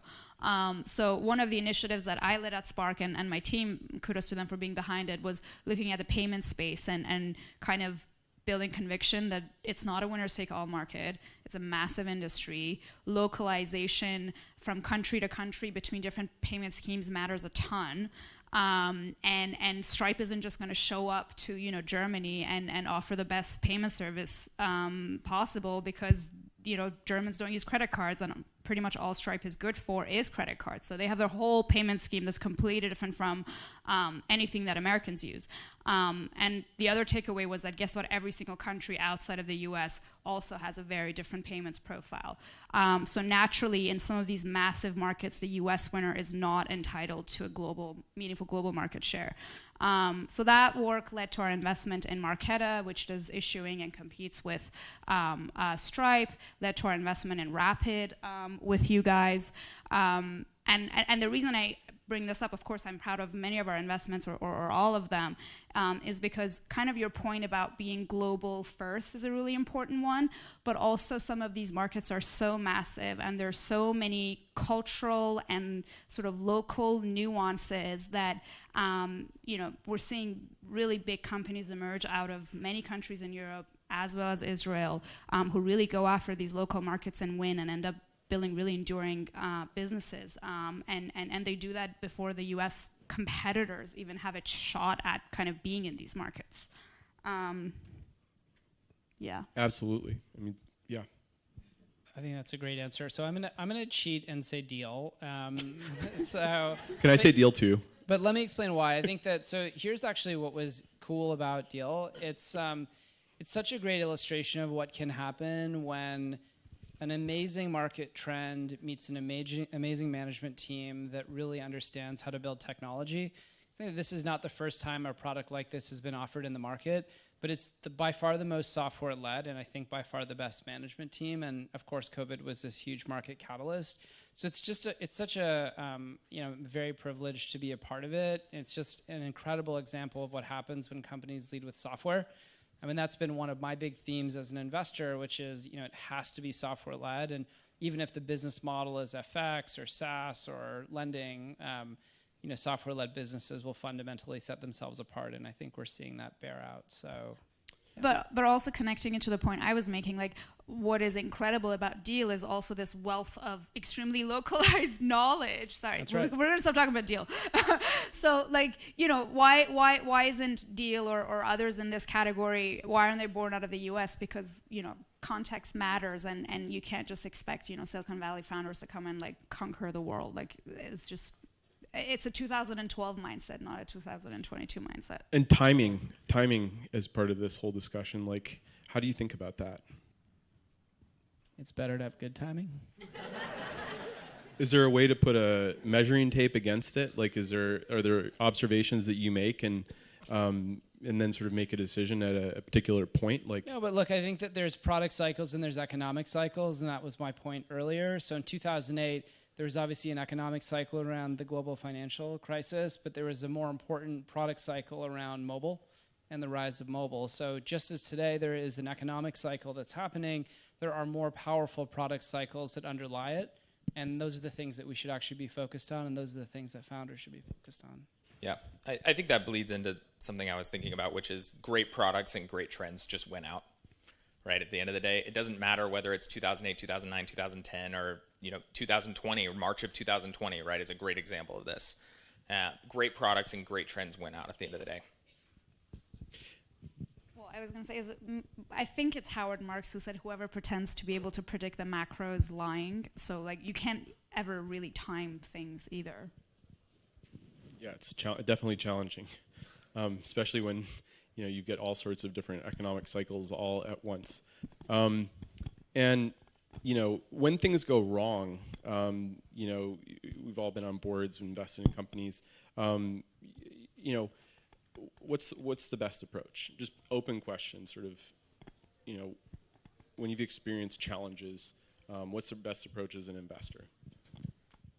I mean, strong version of the truth, I think, because I think that founders are, you have to be optimistic to be a founder. And I think founders are therefore wired to look for leading indicators of good news, sometimes more than bad news.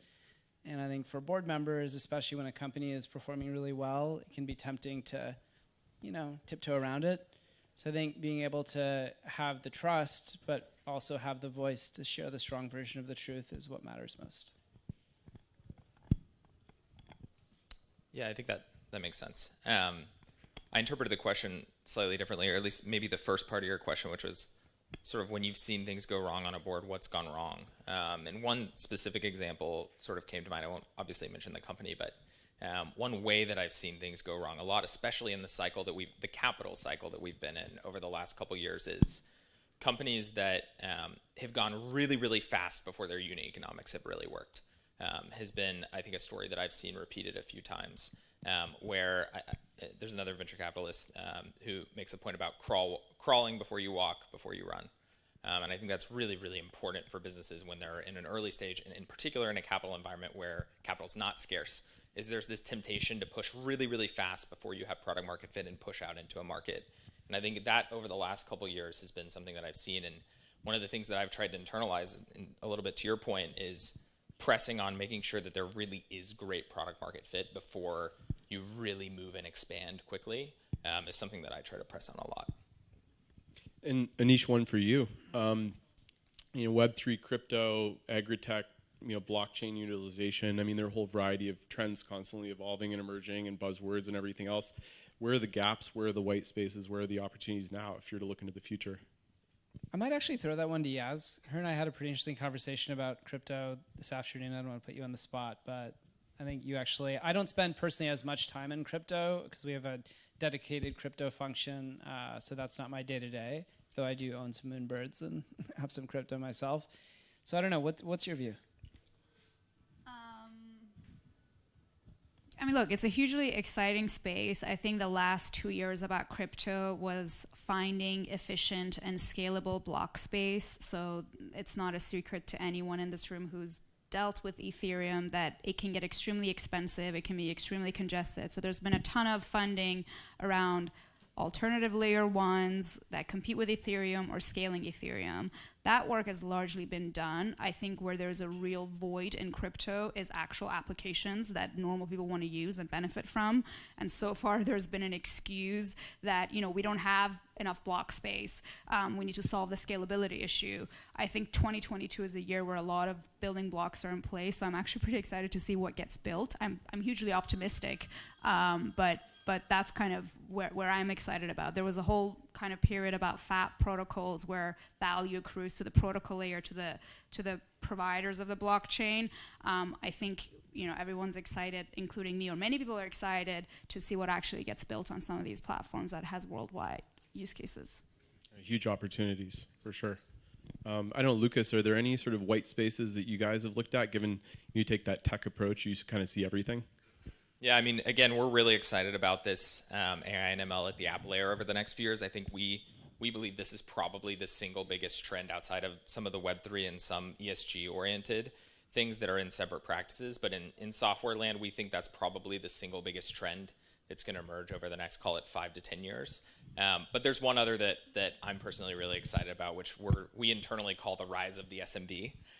Which is this idea that over the last 7, 8, 9, 10 years, we've seen an explosion of tools for large enterprises, to the extent that I don't know what the average enterprise uses, 1,000 SaaS tools within it today, but there really aren't that many tools that have really been purpose-built for the SMB as they come online. And we're starting to see some platforms emerge that look like they're being built here. I mean, Hi Bob was on stage a little bit earlier. I think here in Israel's a fantastic business. You see Rippling in the US. HubSpot's obviously a public company that's done phenomenally well over the last couple years, but it feels like there's still a lot of white space when it comes to the SMB and how they're run on a day-to-day basis, and we're excited about that. I think this is such a cool idea, and it's a great point. And I think taken to the extreme, it's like every individual is a business of one.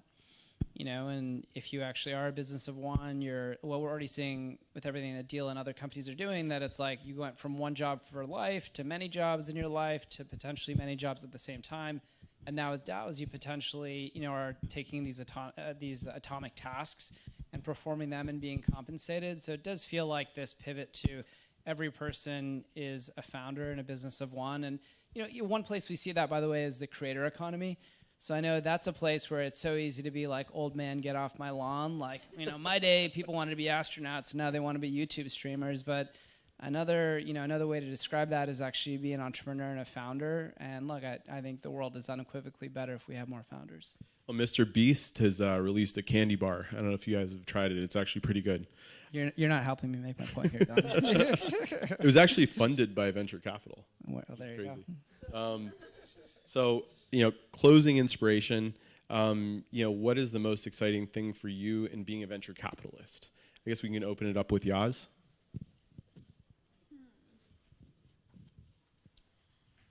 I love this job. It's an honor to do it and work with and partner with all the teams and companies. But I think ultimately you look back over, stretches of 5 years and you end up building really meaningful friendships with the people you back and their teams. And like ultimately that's got to be it. Like we can all sit here and talk about, Spark's concentrated portfolio approach and Co2's data science team and Recent's like START program, but ultimately like this business is about people and relationships and building lifetime partnerships. And to me, that's probably what gets me the most excited. Well, I can't beat that, but I think one thing that gets me up in the morning every day is just learning about new things.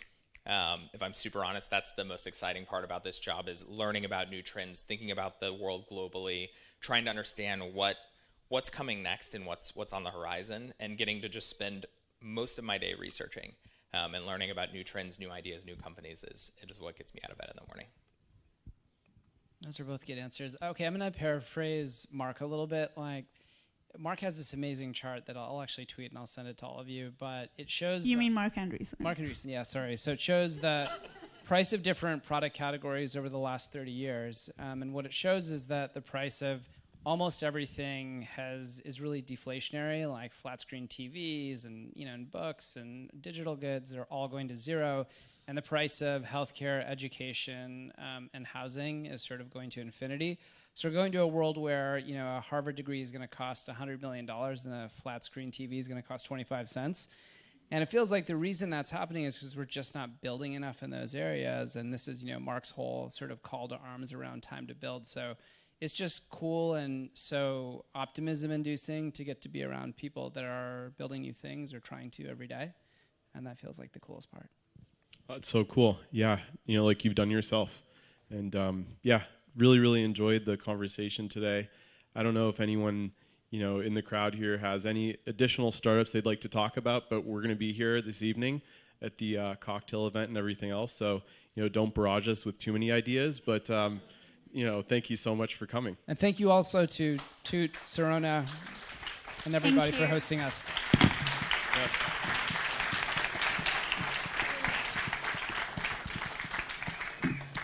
So the reason actually why we left this chair over here is because we wanted each and every one of the founders in the audience to have the hope to sit here with all of you.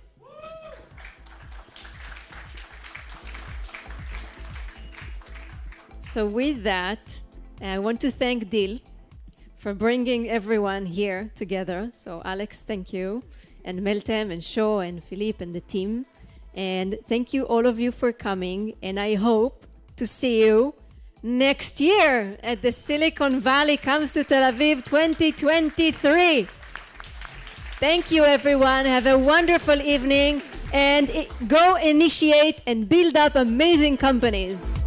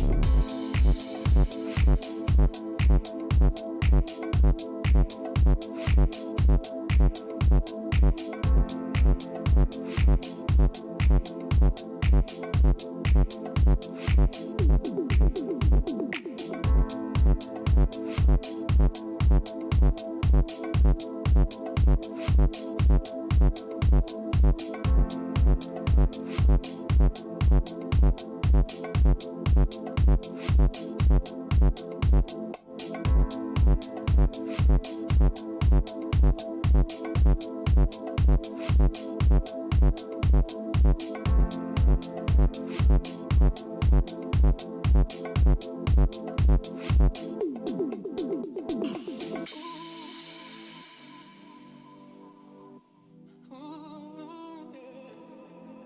I alive or did I die? Did the day just pass me by saying, sweet dreams, I gotta go now. Oh, now, now, oh, now, now. These are the moments when you wish I could live again, but sweet dreams, I gotta go now.